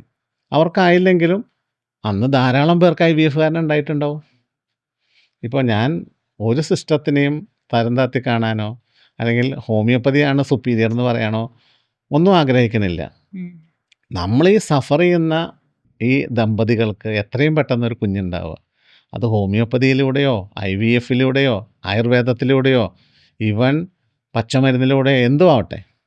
ഇപ്പോൾ അതിൻ്റെ ഒപ്പം പ്രാർത്ഥനയോ ധ്യാനമോ അമ്പലത്തിൽ പോക്കോ അല്ലെങ്കിൽ വഴിപാടുകളോ ഒന്നും പ്രശ്നമില്ല. കാരണം നമ്മുടെ മനസ്സിൻ്റെ ഒരു ഊർജ്ജം കൂടി പ്രധാനപ്പെട്ടതല്ലേ. ഇപ്പോൾ താൻ പാതി ദൈവം പാതി എന്നുള്ള രീതിയിൽ ഹോർമോൺസ് ഒക്കെ എപ്പോഴും എങ്ങനെയാണ് നോർമലായിട്ട് ഫങ്ഷൻ ചെയ്യുക. ഹാപ്പി സ്റ്റേറ്റിൽ നമ്മുടെ സെറട്ടോണിൻ, ഡോപ്പാമിൻ, പിന്നെ ബാക്കിയുള്ള ഹോർമോൺസൊക്കെ ഉൽപ്പാദിപ്പിക്കണമെങ്കിൽ നമ്മുടെ മനസ്സ് സന്തോഷത്തോടു കൂടി ഇരിക്കണം. ഒരാൾക്ക് പ്രാർത്ഥിച്ചാലാണ് മനസ്സ് സന്തോഷത്തോടു കൂടി ഇരിക്കണമെങ്കിൽ അവർ പ്രാർത്ഥിച്ചോട്ടെ, നമ്മൾ അതിനെയും കുറ്റപ്പെടുത്തണ്ട. ഏത് സിസ്റ്റം ഓഫ് മെഡിസിൻ ചെയ്താലും എത്രയും പെട്ടെന്ന് നമ്മൾക്കൊരു കുഞ്ഞ് ഉണ്ടാവുക എന്നുള്ളതാണ്. അത് നമ്മുടെ അടുത്ത് വരുന്ന ആൾക്കാരൊക്കെ പലപ്പോഴും എല്ലാ ട്രീറ്റ്മെൻറ്റും കഴിഞ്ഞവരാണ്. IVF ആയാലും മിക്സി ആയാലും IUI ആയാലും അതുപോലെ തന്നെ ലാപ്രോസ്കോപ്പി ചെയ്ത് കഴിഞ്ഞവരാണ് പലപ്പോഴും വരാറ്. അപ്പോൾ അവരെ സംബന്ധിച്ചിടത്തോളം അവർ എത്ര വർഷം വേണമെങ്കിലും സ്റ്റിക്ക് ഓൺ ചെയ്യും. ബിക്കോസ് പ്രതീക്ഷയില്ലല്ലോ. ഇപ്പോൾ അടുത്ത ദിവസങ്ങളിൽ വന്നൊരു കേസാണ്. നമ്മളെ സൈറ്റിൽ ടെസ്റ്റിമോണിയൽസ് കാണാം. അവരെ സംബന്ധിച്ചിടത്തോളം വയസ്സ് 28, 29 ഉള്ളെങ്കിലും AMH ലെവല് 0.1 ആണ്. 0.1 നാനോഗ്രാം പെർ മില്ലി-ലിറ്റർ. ഇത് വളരെ വളരെ കുറവാണ്. അതായത് നമ്മുടെ കയ്യിൽ എഗ്ഗിൻ്റെ എണ്ണം ഇല്ല എന്നുള്ള രീതിയിലാണ്. അപ്പോൾ അത് കണ്ട വഴിക്ക് ഡോക്ടർ പറഞ്ഞു നമുക്ക് IVF അല്ലാതെ വേറെ ഓപ്ഷൻ ഇല്ല എന്ന് പറഞ്ഞിട്ട് IVF സ്റ്റാർട്ട് ചെയ്യാനായിട്ട് എഗ്ഗ് പിക്ക് ചെയ്യാൻ നോക്കിയപ്പോൾ എഗ്ഗില്ല. അവരുടെ AFC ആൻഡ്രൽ ഫോളിക്കുലാർ കൗണ്ട് എന്ന് പറഞ്ഞ് നമ്മളൊരു സ്കാൻ ചെയ്യും പീരീഡ്സിൻ്റെ സെക്കൻഡ് ഡേയിൽ. അത് ചെയ്ത് കഴിഞ്ഞാൽ എത്ര എഗ്ഗ് ആ മാസം ഉൽപ്പാദിപ്പിക്കുന്ന അറിയും. അന്ന് ഓരോ അണ്ടാശയത്തിലും ഓരോ എഗ്ഗേ ഉള്ളൂ. അത് ക്വാളിറ്റി ഇല്ലാത്ത എഗ്ഗാണ്. അതുപോലെ FSH ലെവൽ 32 മേലെയായിരുന്നു. 12 മേലേക്ക് ആയി കഴിഞ്ഞാൽ അത് നമ്മൾ മെനോപോസിൻ്റെ അടുത്തുനിന്ന് കാണിക്കുന്ന ഒരു ഇതാണല്ലോ. അവർ 2 വർഷത്തിൻ്റെ അടുത്ത് മരുന്ന് കഴിച്ചു. അപ്പോൾ പലപ്പോഴും നമ്മൾ പറയും AMH കുറഞ്ഞാൽ എത്രയും പെട്ടെന്ന് ചെയ്തില്ലെങ്കിൽ പിന്നെ അങ്ങനെയല്ല. പക്ഷെ അവർക്ക് ചെയ്യാൻ നിവൃത്തിയില്ല. ആ നിവൃത്തികേട് കൊണ്ടാണ് എൻ്റെ അടുത്ത് വന്നത്. അവരുടെ കുഞ്ഞിനിപ്പോൾ 6 മാസം കഴിഞ്ഞു. അപ്പോൾ ഇതൊക്കെ ഒരു മിറക്കിൾ, നമ്മൾ മലയാളത്തിൽ പറയണ മാതിരി ചക്ക വീണ് മുലയെത്തും എന്ന് പറയുന്ന കേസല്ല. ഒരു കേസാകുമ്പോഴതന്നെ അങ്ങനെ 100 കണക്കിന് കേസുകൾ അങ്ങനെ AMH കുറഞ്ഞത് നമുക്ക് റിസൾട്ട് ഉണ്ടാക്കി കൊടുക്കാൻ പറ്റാറുണ്ട്. അപ്പോൾ അത് ഹോമിയോപ്പതിയുടെ ഒരു ആക്ഷൻ തന്നെയാണ്, മെഡിസിൻ്റെ ആക്ഷൻ തന്നെയാണ്. അത് ശാസ്ത്രീയമായിട്ടാണോ അശാസ്ത്രീയമായിട്ടാണോ ആക്ട് ചെയ്യണമെന്ന് പറയാൻ നമുക്കറിയില്ല. അപ്പോൾ നമ്മൾ ഈ ഹോമിയോപ്പതിയിലൊരു മെഡിസിൻ ഉണ്ടെങ്കിൽ എങ്ങനെ നമ്മുടെ ശരീരത്തിൽ പ്രവർത്തിക്കണോ എന്നതിനെ പറ്റിയുള്ള ഒരു അറിവ് കുറവാണ്, ശാസ്ത്രീയത ഇല്ല എന്ന് പറയാനുള്ള കാരണം. സർ, അടുത്ത ക്വസ്റ്റ്യനേക്കാൾ മുന്നേ എനിക്ക് ചോദിക്കാനുള്ള കാര്യം, ഡോക്ടർ ഇത് സംസാരിച്ചുകൊണ്ടിരുന്നപ്പോൾ എന്നോട് പറഞ്ഞൊരു കാര്യം, ഇപ്പോൾ പേഷ്യൻസ് വന്ന് ഡോക്ടറെ അടുത്ത് അവരുടെ അനുഭവങ്ങൾ പറയുന്നു എന്ന് പറഞ്ഞു. ജനറലി നമ്മളൊരു ഹോസ്പിറ്റലിൽ പോയി കഴിഞ്ഞിട്ടുണ്ടെങ്കിൽ നമ്മൾ അസുഖം പറയുന്നു, മരുന്ന് വാങ്ങിക്കുന്നു, തിരിച്ചു വരുന്നു. അതിൽ നമ്മളുടെ മാനസികമായ അവസ്ഥയോ അല്ലെങ്കിൽ നമ്മൾ സമൂഹത്തിൽ നിന്നോ അല്ലെങ്കിൽ ബാക്കിയുള്ള സ്ഥലത്തു നിന്നോ നമ്മളുടെ അസുഖം കാരണം ഉണ്ടാകുന്ന ഒരു പ്രശ്നങ്ങളൊന്നും നമ്മൾ ഡോക്ടേഴ്സിൻ്റെ അടുത്ത് ഡിസ്കസ് ചെയ്യാറില്ല. പക്ഷെ അതിന് വിരുദ്ധമായിട്ടാണ് ഡോക്ടർ ഇപ്പോൾ എന്നോട് പറഞ്ഞത്. അപ്പോൾ എനിക്ക് അതിനെക്കുറിച്ച് അറിയാനൊരു താല്പര്യമുണ്ട്. അതിനെക്കുറിച്ച് അറിയാനുള്ള താല്പര്യം, എൻ്റെ ക്ലിനിക്കിൽ വരുന്ന പേഷ്യൻസിൻ്റെ പ്രധാനപ്പെട്ട കംപ്ലയിൻറ്റ് എന്താ വെച്ച് കഴിഞ്ഞാൽ ഒരു ടൈം സ്ലോട്ട് ഞങ്ങൾക്ക് തരുന്നില്ല. അപ്പോയിന്റ്മെന്റ് ഇല്ല. അപ്പോയിൻമെൻ്റ് ഇല്ല. അതായത് ദിവസത്തിനെ പറ്റി ദിവസം മാത്രമേ ഫിക്സഡ് ഉള്ളൂ. ആ ദിവസത്തിൻ്റെ ഏത് സമയത്താണ് നമുക്ക് കൺസൾട്ട് ചെയ്യാമെന്ന് ഡോക്ടർ പറയണില്ല എന്നുള്ളതാണ് എല്ലാവരെയും പരാതി. അതിനുള്ളൊരു പ്രധാനപ്പെട്ട കാരണം എൻ്റെ അടുത്ത് വരുന്ന പേഷ്യൻസിനെ ഞാൻ കണക്കാക്കുന്നത് എനിക്ക് കുഞ്ഞുങ്ങളില്ലെങ്കിൽ എന്തായിരിക്കും എൻ്റെ മാനസികാവസ്ഥ. എമ്പത്തി എന്ന് പറഞ്ഞാൽ എമ്പതിയെക്കാട്ടിയും കൂടുതൽ നമ്മൾ പലപ്പോഴും നമ്മൾ പറയാറുണ്ടല്ലോ, പനി വരാതെ നോക്കണം എന്ന് മിക്കവാറും ഡോക്ടർമാർ പറയാറുണ്ട്. നമ്മൾ വിചാരിച്ചിട്ടാണോ പനി വരുന്നത്? നമ്മൾ മഴ കൊള്ളാണ്ടിരിക്കണോ, വീടിൻ്റെ അകത്ത് തന്നെ ഇരിക്കണോ, എന്നാലും ചിലപ്പോൾ പനി വരും. അതെ. ഒരു ആളും അങ്ങനെ ഒരു അസുഖം വരാനായിട്ട് വിചാരിക്കില്ലല്ലോ. അപ്പോൾ നമ്മൾ അഡ്വൈസ് കൊടുക്കുക എന്നുള്ളത് പ്രധാനപ്പെട്ടതാണ്. പക്ഷെ നമ്മൾ അവരിലോട്ട് ഇറങ്ങിച്ചെല്ലണം. ഇപ്പോൾ എക്സാമ്പിൾ പറഞ്ഞാൽ പലരും അഡ്വൈസ് ചെയ്യാറുണ്ട് ഓവുലേഷൻ്റെ സമയം നോക്കി ബന്ധപ്പെടണം. ഈ മനസ്സും പ്രധാനപ്പെട്ടതാണല്ലോ. നമ്മളറിയാതെ മനസ്സിൻ്റെ ഉള്ളിൽ നിന്ന് വരുന്ന ഒരു വികാരമാണ് സെക്സ്. അത് നമ്മൾ ഇന്ന ദിവസം എന്ന് പറഞ്ഞാൽ നടക്കില്ലല്ലോ. അപ്പോൾ അതൊരു പ്രധാനപ്പെട്ട വിഷയമാണ്. അപ്പോൾ ക്ലിനിക്കിൽ വരുന്ന പേഷ്യൻസിൻ്റെ കാര്യം തന്നെ പിന്നെയും പറയാം. കുറേ സമയം എടുക്കണം ഡോക്ടർ. ഒരു ഫസ്റ്റ് കേസ് വന്നാൽ ചിലപ്പോൾ 1 hour അടക്കം നമ്മൾ കൺസൾട്ട് ചെയ്യേണ്ടി വരാം. ബിക്കോസ് നമ്മൾ നോക്കുമ്പോൾ മനസ്സിലാവുന്ന കാര്യം എന്താ വെച്ച് കഴിഞ്ഞാൽ ഈ അസുഖത്തിനെ പറ്റി കൃത്യമായിട്ടുള്ളൊരു ധാരണ അവർക്കില്ല. ഇപ്പോൾ ഇൻ്റർനെറ്റ് യുഗത്തിൽ പോലും, കൈ തൊട്ട് കഴിഞ്ഞാൽ കാര്യങ്ങൾ അറിയാവുന്ന യുഗത്തിൽ പോലും പലർക്കും പലരുടെ അസുഖത്തിനെ പറ്റിയിട്ട് കൃത്യമായിട്ടുള്ള യാതൊരു ധാരണയില്ല. അപ്പം നമ്മളത് പറഞ്ഞു കൊടുക്കണം. പിന്നെ നമ്മളിപ്പോൾ PCOD എന്ന് പറഞ്ഞൊരു ഒരു അസുഖം ഉണ്ടല്ലോ. അതിനിപ്പോൾ നമ്മൾ പേര് മാറ്റി PMOS എന്നാക്കിയെന്ന് കേട്ടിട്ടുണ്ടല്ലോ. PCOD polycystic ovarian syndrome. അപ്പോൾ നമ്മൾ അന്ന് കാലത്ത് അത് നമ്മൾ ഇതുവരെ ഏകദേശം കുറച്ച് നാളായിട്ടുള്ള ഇപ്പോൾ പേര് മാറ്റിയിട്ട് പോളിസിസ്റ്റിക് ഓവറിയൻ സിൻഡ്രോം. അപ്പോൾ നമ്മൾ ഓവറിയനാണ് കൂടുതൽ പ്രാധാന്യം കൊടുക്കുന്നതെങ്കിൽ ഇപ്പോൾ പറയണത് പോളി എൻഡോക്രൈൻ മെറ്റബോളിക് സിൻഡ്രോം എന്നാണ് പറയണത്. എന്ന് പറഞ്ഞാൽ അത് ഓവറിയെ മാത്രം ബാധിക്കുന്ന ഒരു കാര്യമായിട്ട് നമ്മൾ വിചാരിക്കേണ്ട. അത് നമ്മൾ എൻഡോക്രൈൻ സിസ്റ്റത്തിൽ, അതായത് ഹോർമോൺസ് ആയിട്ടുള്ള നമ്മൾ insulin, prolactin, FSH, LH, even AMH, ഈ എല്ലാ ഹോർമോൺസിനും മാറ്റങ്ങൾ വരുന്നൊരു അസുഖമാണ്. അതുപോലെ തന്നെ മെറ്റബോളിക്കായിട്ടുള്ള ഇൻസുലിൻ റെസിസ്റ്റൻസ് വരുന്നു, നമുക്ക് തടി കൂടണു, ബാക്കിയുള്ള കാര്യങ്ങളൊക്കെ, അതുപോലെ കൊളസ്ട്രോളിന് വ്യത്യാസം വരുന്നു, ചിലപ്പോൾ ഡയബറ്റിക് ആവണു. ഇങ്ങനെയുള്ള എല്ലാ കാര്യങ്ങളും കൂടി കൺസിഡർ ചെയ്തിട്ട് വേണം നമ്മൾ ഈ പോളിസിസ്റ്റിക് ഓവറിയിൽ നിന്ന് നമ്മൾ പറഞ്ഞിരുന്ന PCOS പോളിസിസ്റ്റിക് ഓവറിയൻ സിൻഡ്രോം എന്ന് പറഞ്ഞത് PMOS ആക്കി മാറ്റിയെന്ന് പറഞ്ഞാൽ ഇതിനെപ്പറ്റിയുള്ള ഗവേഷണങ്ങൾ 10 വർഷത്തിന് മേലെയായിട്ട് ഇതിൻ്റെ പേര് മാറ്റുന്നതിനെ പറ്റിയുള്ള കാര്യങ്ങൾ നടന്നുകൊണ്ടിരിക്കുകയാണ്. അപ്പോൾ അത് മാറ്റം വരുത്താനുള്ള കാര്യം എന്താ വെച്ച് കഴിഞ്ഞാൽ നമ്മൾ PCOD എന്ന് പറഞ്ഞിട്ടുള്ള ആ ഒരു ഓവറിയെ മാത്രം കോൺസെൻട്രേറ്റ് ചെയ്തിട്ട്, ഇപ്പോൾ ചെറിയ കുട്ടികൾക്ക് മോക്കുരു കൂടുതലായിട്ട് വരുന്നു, ഈ ടീനേജിൽ കഴുത്തിൽ കറുപ്പ് നിറം വരുന്നു, മുടി കൊഴിയണു, ഇവരെവിടേക്കാണ് പോവുക? ഡോക്ടറെ കാണാനല്ല പോവുക. ഇവർ നേരെ ബ്യൂട്ടി പാർലറിൽ പോയി ഇതൊക്കെ ശരിയാക്കാനാണ് നോക്കുക. അതല്ല വേണ്ടത്. ഇതിന് അന്ന് തൊട്ടേ ഡയറ്റും എക്സർസൈസും ബാക്കിയുള്ള കാര്യങ്ങളൊക്കെ ചെയ്ത് കഴിഞ്ഞാൽ ഇത് ശരിയാവും. അപ്പോൾ നമ്മുടെ ക്ലിനിക്കിൽ വരുന്ന പേഷ്യൻസിന് അങ്ങനെയുള്ള അഡ്വൈസ്, അതായത് മലയാളത്തിൽ പറഞ്ഞാൽ കഥ, തിരക്കഥ, സംഭാഷണം, സംവിധാനമൊക്കെ ഒരാൾ തന്നെ ചെയ്യാമെന്ന് പറയില്ലേ, ഇതെല്ലാം സിംഗിൾ ഡോക്ടറായ ഞാൻ തന്നെയാണ് ചെയ്യുന്നത്. അത് കാരണമാണ് പലപ്പോഴും സമയം പിടിക്കുന്നത്. അപ്പോൾ പേഷ്യൻറ്റിൻ്റെ ഇൻഡിവിജ്വാലിറ്റി മനസ്സിലാക്കിയാൽ മാത്രമേ ഹോമിയോപ്പതി ചെയ്യാൻ പറ്റുമെന്ന് നമ്മൾ ആദ്യം പറഞ്ഞല്ലോ. അതിന് നമ്മൾ നിങ്ങളുമായിട്ട് സംസാരിക്കാതെ, വരുന്ന പേഷ്യൻസുമായിട്ട് സംസാരിക്കാതെ എങ്ങനെയാണ് മനസ്സിലാവുക? അവരുടെ ഡയറ്റ്, അവരുടെ എക്സർസൈസ്, അവരുടെ ജോലി, ഏറ്റവും പ്രധാനപ്പെട്ട കാര്യം ഹസ്ബൻഡ് ആൻഡ് വൈഫ് എന്ന് പുറമെ മാത്രമേ ഉള്ളൂ. വീട്ടിൽ ചിലപ്പോൾ 2 പേരും 2 കട്ടിലായിരിക്കും കിടക്കുന്നുണ്ടാവും. പലതരം ഇഷ്യൂസ് ഉണ്ടാവും. ഈവൻ നമ്മൾ ലവ് മാരേജ് എന്ന് പറഞ്ഞ ആൾക്കാരടക്കം അവരാണ് ഏറ്റവും കൂടുതൽ ഈ ഡിഫറൻസ് ഓഫ് ഒപ്പീനിയൻ ഉണ്ടാവുക. ഈ ഡിഫറൻസ് ഓഫ് ഒപ്പീനിയൻ്റെ പ്രധാനപ്പെട്ട വിഷയം എന്താ? മാനസികമായിട്ടുള്ള പൊരുത്തമില്ലായ്മയുടെ അപ്പുറത്തേക്ക് സക്സസ്ഫുള്ളായിട്ടുള്ള സെക്സ് ഇല്ലാത്തടത്താണ് പലപ്പോഴും ഈ പൊരുത്തമില്ലായ്മ വരും. നമ്മൾ കവികൾ പറയണ മാതിരി അലിഞ്ഞു ചേരുക, ഒന്നാവുക എന്ന് പറഞ്ഞ പരിപാടിയൊന്നുമില്ല പലപ്പോഴും. ഇതൊരു ഓവുലേഷൻ്റെ സമയത്ത് ചെയ്യാൻ പറ്റിയൊരു പരിപാടി, ഒരു കുഞ്ഞുണ്ടാക്കാൻ ചെയ്യണ ഒരു പരിപാടി. കുറച്ച് വൈഫിന് ചെറിയ അസുഖങ്ങളുണ്ട്, അപ്പോൾ അതിനെപ്പറ്റി കുറ്റപ്പെടുത്തുക. ഹസ്ബൻഡ് ചെറിയ പ്രശ്നങ്ങളുണ്ട്, അപ്പോൾ ഹസ്ബൻഡിനെ കുറ്റപ്പെടുത്തുക. ഏറ്റവും മെയിൻ റോളുള്ളത് അവരുടെ ഫാമിലിക്കാണ്. എൻ്റെ മോൾക്ക് കുഴപ്പമൊന്നുമില്ല, എൻ്റെ മോന് തീരെ കുഴപ്പമില്ല. നമ്മളെപ്പോഴും ഞാൻ പേഷ്യൻസിനോട് പറയാറ്, നിങ്ങൾ വീട്ടിൽ പോയിട്ട് പറയണം. വൈഫിനോട് പറയും എനിക്കാണ് കുഴപ്പമെന്ന് വൈഫിൻ്റെ വീട്ടിൽ പറയാം. ഹസ്ബൻഡിനോട് പറയാം എനിക്കാണ് കുഴപ്പമെന്ന് നിങ്ങളുടെ വീട്ടിൽ പറയുക. അതോടുകൂടി ഈ പ്രോബ്ലം അവസാനിക്കും. കാരണം പഴയ ആൾക്കാരെന്ന് പറഞ്ഞാൽ 30 നമ്മളെക്കാട്ടിയും ഇപ്പോൾ ചികിത്സയ്ക്ക് വരുന്നവരെക്കാട്ടിയും ഏകദേശം ഒരു 10-30 വയസ്സ് പുറകിലേക്ക് അല്ലെങ്കിൽ വർഷം ബാക്കിലോട്ട് ജീവിച്ച ആൾക്കാരാണ് അവർ. അവരെ ചിന്തകൾ എപ്പോഴും ഒരു പോസിറ്റീവ് ആവില്ല. അവരെ സംബന്ധിച്ചിടത്തോളം ഇപ്പോൾ കുഞ്ഞുണ്ടാവണം. ഇതുവരെ എന്താ കുഞ്ഞുണ്ടാവാത്തത്? നിങ്ങൾ ഹോമിയോപ്പതി വെച്ചുകൊണ്ടിരിക്കുകയാണോ? ഇപ്പോൾ ഇന്നലെ വന്നൊരു പേഷ്യൻ്റ് എന്നോട് പറയുക, എൻ്റെ വീട്ടിൽ നിന്ന് ഹോമിയോപ്പതി കാണിക്കണതിന് വളരെ പ്രശ്നങ്ങളുണ്ട് ഡോക്ടറെ. വെറുതെ പച്ചവെള്ളം കുടിച്ചാൽ അസുഖം മാറുമെന്നാണ് അവർ ചോദിച്ചത്. പഞ്ചസാര ഗുളിക. അപ്പം ഞാൻ അവരോട് പറഞ്ഞു, എന്നാൽ നമുക്ക് IVF നോക്കിക്കൂടെ? അപ്പോൾ അവരെന്നോട് പറയാം, ഞങ്ങളത് കഴിഞ്ഞിട്ടല്ലേ ഡോക്ടറെ ഇവിടെ വന്നത്, ഞങ്ങൾ വീട്ടിൽ പറഞ്ഞിട്ടില്ല. IVF കഴിഞ്ഞിട്ടാണ് ഞങ്ങളിവിടെ വന്നതെന്ന് വീട്ടിൽ പറഞ്ഞിട്ടില്ല. അവർ ബാംഗ്ലൂർ ജോലി ചെയ്യണ കാരണം അവരെന്ത് അവിടെ ചെയ്യണമെന്ന് ഈ നാട്ടിലിരിക്കുന്നവർക്ക് അറിയാത്ത കാരണം അവർ രക്ഷപ്പെട്ടു. അപ്പോൾ അതാണ് അവസ്ഥ. അപ്പോൾ നമ്മളൊരു പേഷ്യൻറ്റിൻ്റെ ഇന്നർ കോർ മനസ്സിലാക്കുക, അവരുടെ സഫറിങ് എന്താണെന്ന് മനസ്സിലാക്കുക. അതിനനുസരിച്ച് ഞാൻ പറഞ്ഞ ഈ ഹെഡ് ടു ഫുഡ് സിംറ്റംസ് നമുക്ക് വേണമല്ലോ ഒരു മെഡിസിൻ പ്രിസ്ക്രൈബ് ചെയ്യാനായിട്ട്. അപ്പോൾ അവരുടെ എല്ലാ സിംറ്റംസും ചോദിച്ചു വരുമ്പോൾ ഈ സമയം എടുക്കും.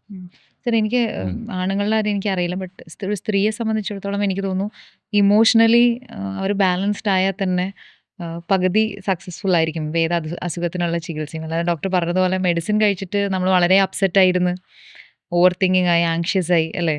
തീർച്ചയായും നമ്മൾ മെൻ്റൽ ടു ഫിസിക്കലാണ് എല്ലാ അസുഖങ്ങളും. സൈക്കോസൊമാറ്റിക് എന്ന് പറയുന്നത്.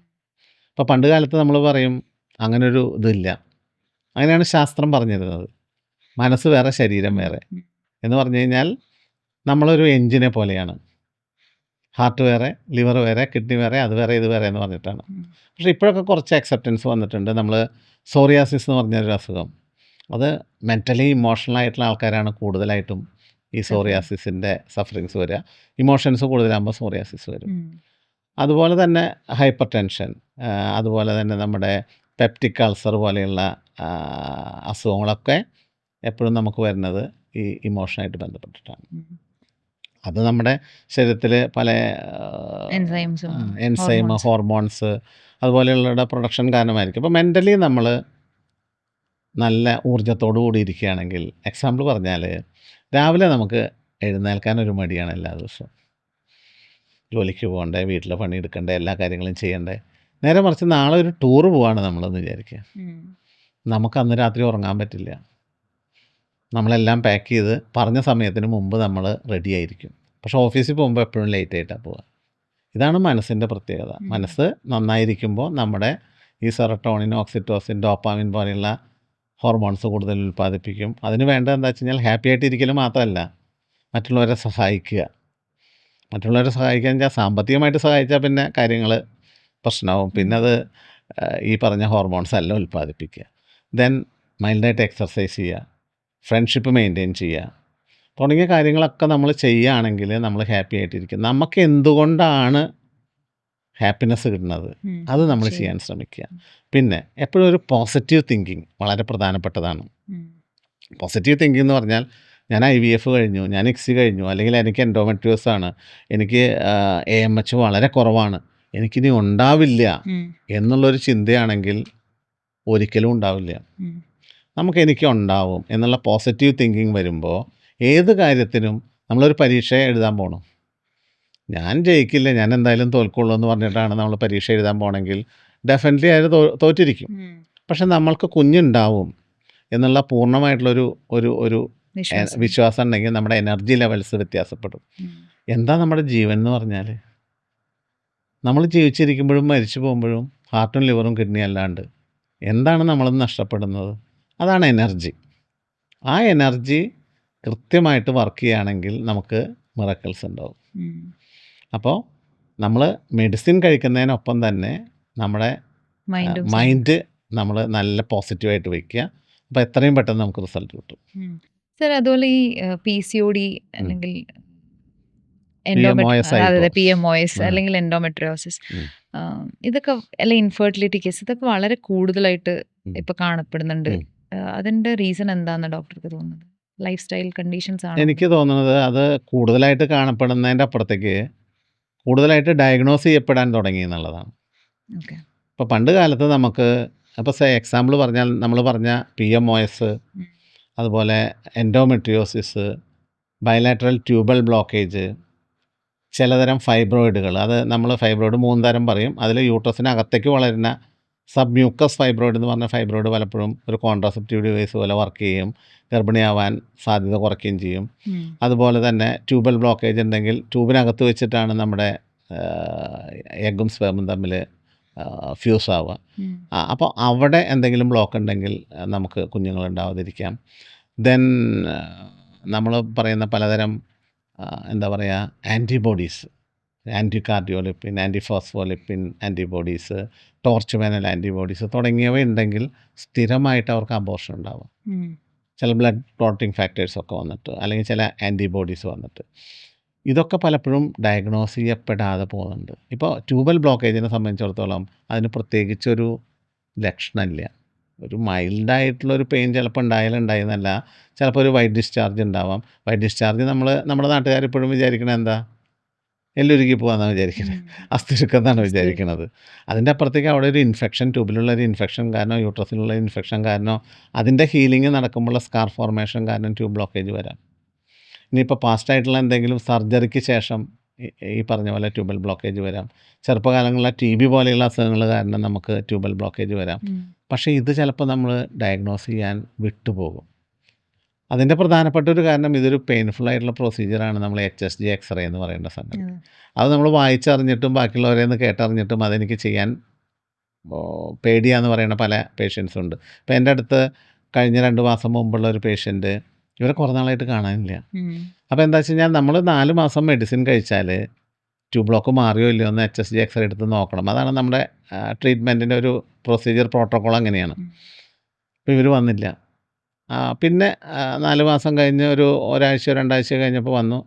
അപ്പോൾ ഞാൻ ചോദിച്ചു എന്താ ചെയ്യാഞ്ഞ്? അപ്പോൾ ഡോക്ടറെ അത് പെയിൻഫുൾ ആയിട്ടുള്ള പ്രൊസീജിയർ കാരണം എനിക്ക് ചെയ്യാൻ ബുദ്ധിമുട്ടാണ്. പിന്നെ 1 മാസം മരുന്ന് കൊടുത്തിട്ട് ഞാൻ പറഞ്ഞു അടുത്ത പ്രാവശ്യം എന്തായാലും ചെയ്തു വരണം കേട്ടോ എന്ന് പറഞ്ഞു. പിന്നെ അവരെ കണ്ടില്ല. പിന്നെ ഒരു 2 മാസം കൂടി കഴിഞ്ഞ് എന്നെ വിളിച്ചു, ഡോക്ടറെ ഞാനിപ്പോൾ പ്രഗ്നൻ്റ് ആണ് കേട്ടോ. ഞാൻ 2 മാസം വന്നില്ല. ഡോക്ടർ ഒന്നും വിചാരിക്കരുത്, അത് ചെയ്യാനുള്ള പേടി കാരണം ഞാൻ വരാഞ്ഞതാണ്. അപ്പോൾ ഒരു നല്ല പെയിൻഫുൾ ആയിട്ടുള്ള ഒരു പ്രൊസീജിയർ ആയ കാരണം ചിലപ്പോൾ പലരും അത് സ്കിപ്പാവും. ചിലപ്പോൾ നമ്മൾ ബാക്കിയുള്ള കാര്യങ്ങൾ, എൻ്റെ പീരീഡ്സ് കറക്റ്റാണ്, അപ്പോൾ അത് കാരണം എനിക്ക് കുഞ്ഞുങ്ങളുണ്ടാവാൻ ബുദ്ധിമുട്ടില്ല എന്ന് വിചാരിക്കുന്ന ആൾക്കാരുണ്ട്. അപ്പോൾ എനിക്ക് തോന്നുന്നത് ഇന്നത്തെ കാലത്ത് ഈ എൻഡോമെട്രിയോസിസും അല്ലെങ്കിൽ ഈ പറഞ്ഞ എന്തുകൊണ്ടാണ് ഇൻഫെർട്ടിലിറ്റി ഉണ്ടാവണതിനെ പറ്റിയുള്ള ഡയഗ്നോസ്റ്റിക് മെഡിസിൻ വളരെയധികം കൂടുതലാണ്. അതുപോലെ തന്നെ ആൾക്കാർക്ക് അറിവുണ്ട്. അപ്പോൾ അതിനനുസരിച്ച് നമ്പർ ഓഫ് കേസസ് കൂടിയതായിരിക്കാം എന്നാണ് എനിക്ക് തോന്നുന്നത്. സർ, ഇപ്പം എനിക്ക് തോന്നുന്നു ഇനി നമുക്ക് ഇൻഡിവിജ്വലായിട്ട് ഈ അസുഖങ്ങളിലേക്കൊന്ന് പോവുകയാണെങ്കിൽ ആദ്യം തന്നെ എടുക്കുകയാണെങ്കിൽ എൻഡോമെട്രിയോസിസ് വളരെ വളരെ ദുരിതപൂർണ്ണമായിട്ടുള്ള ഒരു അസുഖമായിട്ടാണ് ഇപ്പം പറയപ്പെടുന്നത്. എനിക്ക് തോന്നുന്നു ഡയഗ്നോസ് ചെയ്യാൻ തന്നെ ഏകദേശം 10 വർഷക്കാലത്തോളം എടുക്കും തോന്നുന്നു ഈ ഒരു അസുഖത്തിന്. ഇല്ല, അങ്ങനെ ഡയഗ്നോസ് ചെയ്യാൻ 10 വർഷക്കാലത്തോളം അല്ല, ഇപ്പോൾ പൊതുവെ ഇപ്പോൾ പീരിയഡ്സിൻ്റെ പെയിൻ ആണല്ലോ ഇതിന് സിംറ്റം എന്ന് പറയുന്നത്. പക്ഷേ അതൊരു നോർമൽ പ്രക്രിയ ആയിട്ടാണ് സമൂഹം. അതാണ് പ്രശ്നം. അത് ഡയഗ്നോസ് ചെയ്യാനുള്ള പ്രശ്നമല്ല. ഇപ്പം നമ്മൾ കുഞ്ഞുങ്ങൾ, ഇപ്പം നമ്മൾ മക്കളൊക്കെ 12 വയസ്സിലും 10 വയസ്സിലും ഒക്കെ ഇപ്പോൾ അവർ വലിയ കുട്ടിയാവും അല്ലെങ്കിൽ പീരീഡ്സ് ആവുമല്ലോ. അപ്പോൾ ആദ്യത്തെ 1-2 മാസം ചിലപ്പോൾ പെയിൻ ഉണ്ടാവാം. അപ്പോൾ അത് കഴിഞ്ഞ് പിന്നെ പെയിൻ മാറി, നോ പ്രോബ്ലം. ഈ പെയിൻ ഓരോ മാസം കഴിയുന്തോറും കൂടി വരുന്നു. പെയിൻ്റെ ഒപ്പം ഛർദി വരുന്നു, അല്ലെങ്കിൽ ഗ്യാസ്ട്രിക് ഇഷ്യൂസ് വരുന്നു, ചിലപ്പോൾ വയറിളക്കം വരുന്നു, ചിലപ്പോൾ കോൺസ്റ്റിപ്പേഷൻ വരുന്നു, ചിലപ്പോൾ തലവേദന വരുന്നു. ഇങ്ങനെയൊക്കെ സിംറ്റംസ് ഇങ്ങനെ കൂടി വരികയാണെങ്കിൽ നമ്മളെപ്പോഴും മനസ്സിൽ കരുതണം, ആസ് എ ഡോക്ടർ എന്നുള്ള നിലയിൽ ഇതൊരു എൻഡോമെട്രിയോസിസ് ആവാം. നമ്മൾ ഒരു അൾട്രാസൗണ്ട് സ്കാനിങ് എടുത്താൽ പലപ്പോഴും മനസ്സിലാവുന്ന കാര്യമേ ഉള്ളൂ. അല്ലെങ്കിൽ കുറച്ചും കൂടി ഒരു ഇതായിട്ടുള്ളത്, നമുക്ക് ഈ എക്സ്ട്രാ എൻഡോമെട്രിയൽ ലൈനിങ് നമ്മുടെ യൂട്രസിനകത്ത് കൂടാതെ ഓവറിയിലോ ചിലപ്പോൾ രക്തത്തിൻ്റെ അവിടെയോ വേറെ ഭാഗങ്ങളൊക്കെ ഉണ്ടെങ്കിൽ ചിലപ്പോൾ ഒരു MRI എടുത്താൽ നമുക്കറിയാൻ പറ്റും. ആ ഒരു സിമ്പിൾ പ്രൊസീജിയർ കാരണം ഇവരുടെ ജീവിതം തന്നെ നമുക്ക് മാറ്റിമറിക്കാൻ പറ്റും. ബിക്കോസ് ഹോമിയോപ്പതി സംബന്ധിച്ചിടത്തോളം എയർലി ഡയഗ്നോസിസ് ആണെങ്കിൽ വളരെ പെട്ടെന്ന് നമുക്ക് മാറ്റാൻ പറ്റും. അതെങ്ങനെയാണ്? സിമ്പിളാണ്. എക്സ്ട്രാ എൻഡോമെട്രിയൽ സെൽസിനെ ഡീആക്ടിവേറ്റ് ചെയ്യാനുള്ള മെഡിസിൻസ് കഴിക്കുക. അങ്ങനെ ആകുമ്പോഴാണ് ആ സിസ്റ്റ് ചുരുങ്ങി വരിക, അല്ലെങ്കിൽ പുതുതായിട്ട് ഉണ്ടാവാതിരിക്കുക, ബാക്കിയുള്ള സിംറ്റംസ് മാറുക. അപ്പോൾ ഇതിന് 10 വർഷമൊന്നും വേണമെന്ന് എനിക്ക് തോന്നുന്നില്ല. നല്ല പോലെ നമുക്ക് സ്കാനിങ് എടുത്ത് മനസ്സിലാക്കാൻ പറ്റും. അതിൻ്റെ ഒപ്പം തന്നെ CA-125 എന്ന് പറഞ്ഞൊരു ടെസ്റ്റ് ചെയ്തപ്പോൾ ചിലർക്കത് എലിവേറ്റഡ് ആയിട്ട് കാണാം. അപ്പോൾ അങ്ങനെയുള്ള കേസുകളിൽ നമുക്ക് ഡയഗ്നോസ് ചെയ്താൽ വളരെ പെട്ടെന്ന് തന്നെ പെയിന് റിലീഫ് ഫസ്റ്റ് തന്നെ നമുക്ക് കൊടുക്കാം. ബാക്കി ആ എൻഡോമെട്രിയോട്ടിക് സിസ്റ്റിനോ ചോക്ലേറ്റ് സിസ്റ്റിനോ ഒക്കെ മാറ്റം വരണമെങ്കിൽ ചിലപ്പോൾ ഒരു 6 മാസം 1 കൊല്ലം അതിൻ്റെ മേലെ ഒക്കെ ചിലപ്പോൾ മെഡിസിൻ കഴിക്കേണ്ടി വരും. ബിക്കോസ് നമ്മൾ സർജറി ചെയ്ത് മാറ്റുന്ന പോലത്തെ എളുപ്പമുള്ളൊരു ഏർപ്പാടല്ലല്ലോ. തന്നെയല്ല സർജറി ചെയ്ത് മാറ്റിയാലും പിന്നെ ഇത് വരാനുള്ള ചാൻസ് ഉണ്ടല്ലോ. നമ്മൾ ആഫ്രിക്കൻ പായൽ പോലെയാണെന്ന് പറയും.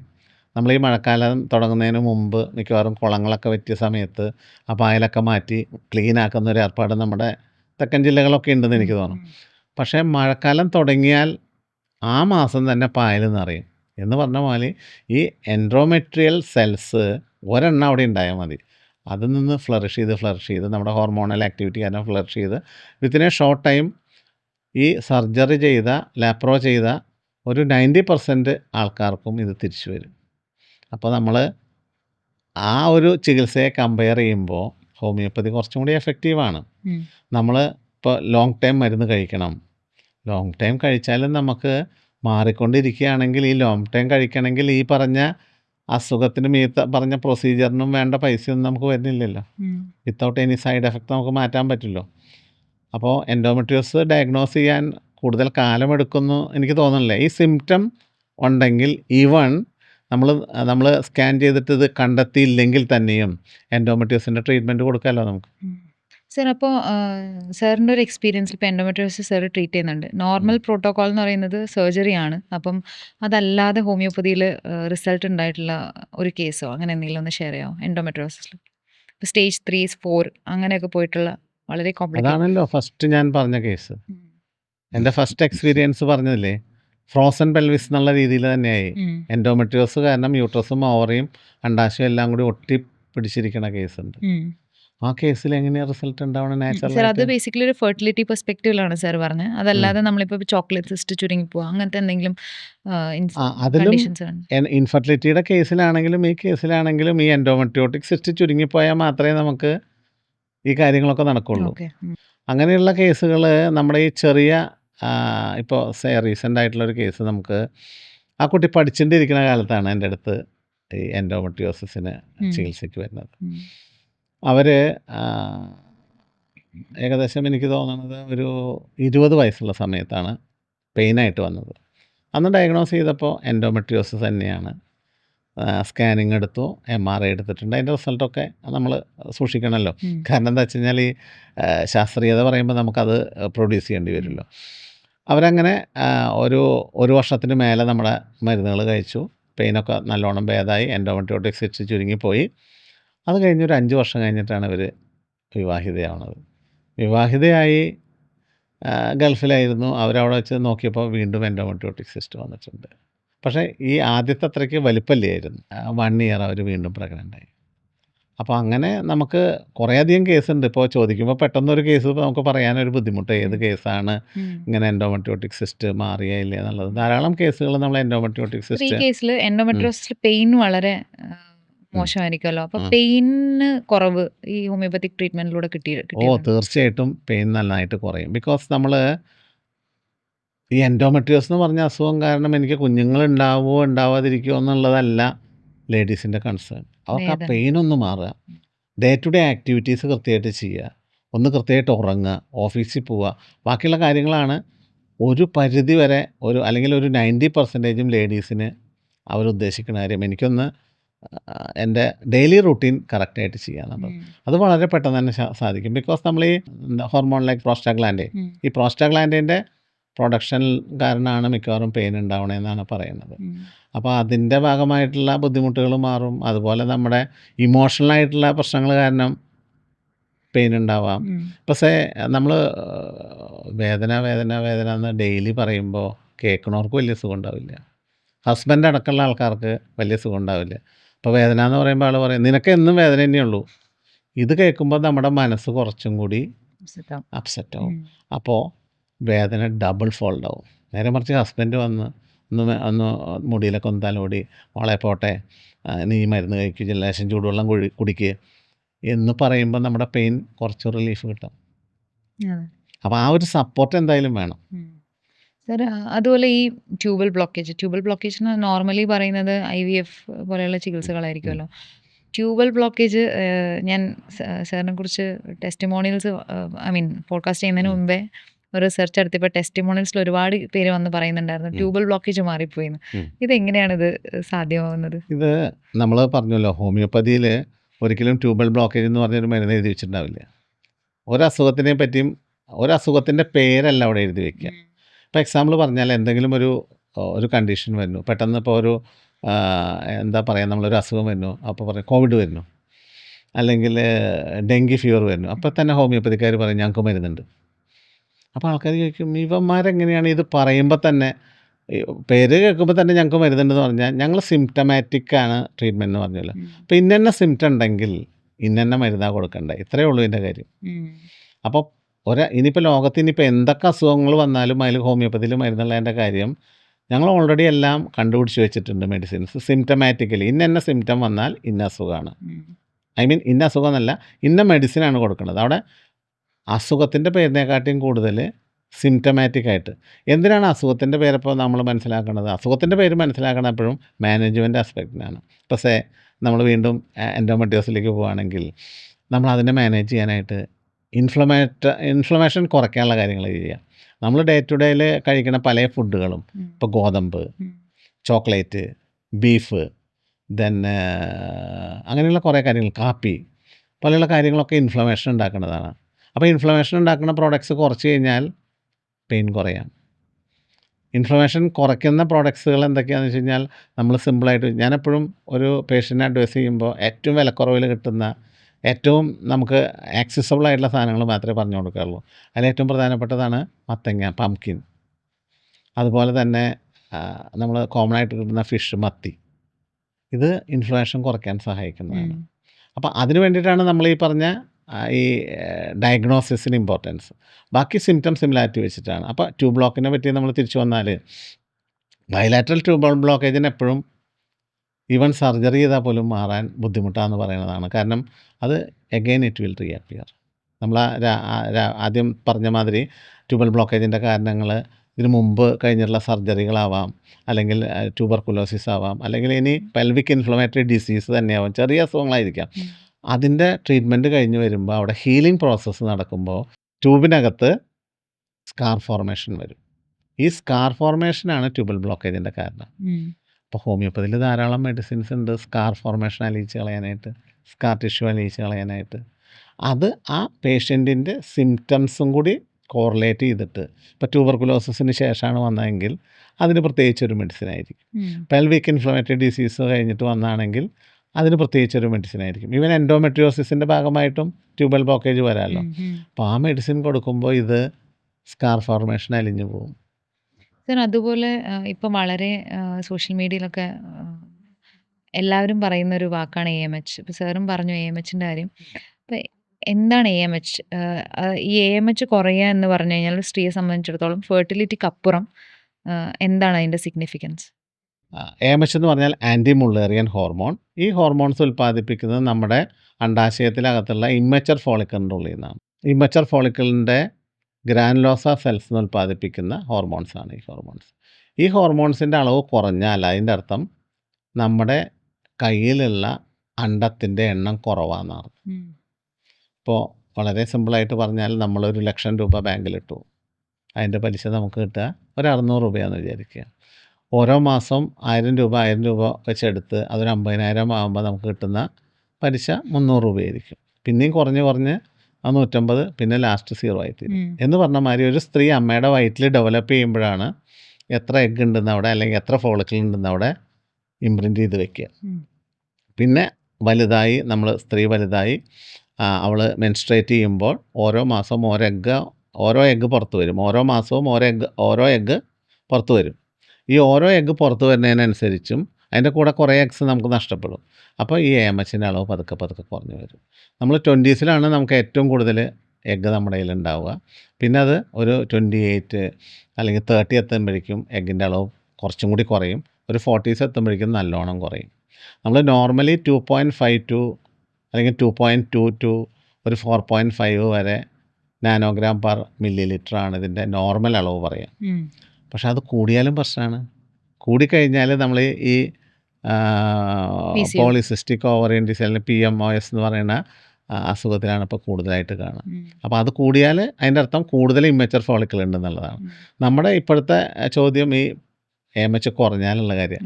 2.5ൻ്റെ താഴേക്ക് 2.2ൻ്റെ താഴേക്കാണെങ്കിൽ നമ്മൾ കുറവെന്ന് പറയുമെങ്കിലും 1ൻ്റെ താഴേക്കാകുമ്പോൾ നമ്മൾ ലോവർ ലിമിറ്റ് എന്ന് പറയും. അത് 0.5ൻ്റെ താഴേക്കാകുമ്പോൾ വെരി ലോ ഫെർട്ടിലിറ്റി റേഞ്ച് എന്ന് പറയും. അങ്ങനെ പറഞ്ഞാലും ഈ AMH എന്ന് പറഞ്ഞാൽ എഗ്ഗിൻ്റെ എണ്ണം മാത്രമാണ്. പലരും തെറ്റിദ്ധരിപ്പിക്കാൻ ശ്രമിച്ചുകൊണ്ടിരിക്കുന്നതും തെറ്റിദ്ധരിച്ചുകൊണ്ടിരിക്കുന്നതുമായിട്ടുള്ള കാര്യം AMH എന്ന് പറഞ്ഞാൽ എഗ്ഗിൻ്റെ ക്വാളിറ്റിയാണെന്നുള്ളതാണ്. ക്വാളിറ്റി അളക്കാനുള്ളൊരു ടെസ്റ്റ് ഇന്ന് വരെ കണ്ടുപിടിച്ചിട്ടില്ല.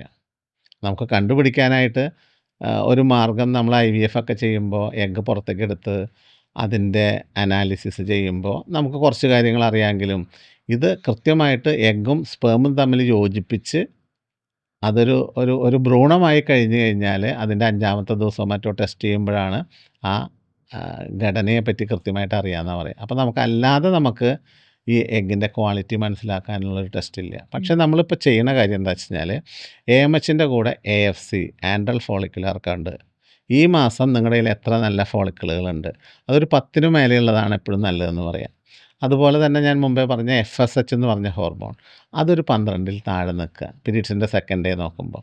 ഇത്രയും കാര്യങ്ങളുണ്ടെങ്കിൽ ഫെർട്ടിലിറ്റി തീർച്ചയായിട്ടും നിങ്ങൾക്ക് ഉണ്ടാവും. പിന്നെ ഒരെഗ്ഗ് മതി കുഞ്ഞുണ്ടാവാനായിട്ട്. ടെൻഷൻ അടിക്കേണ്ട യാതൊരു കാര്യമില്ല.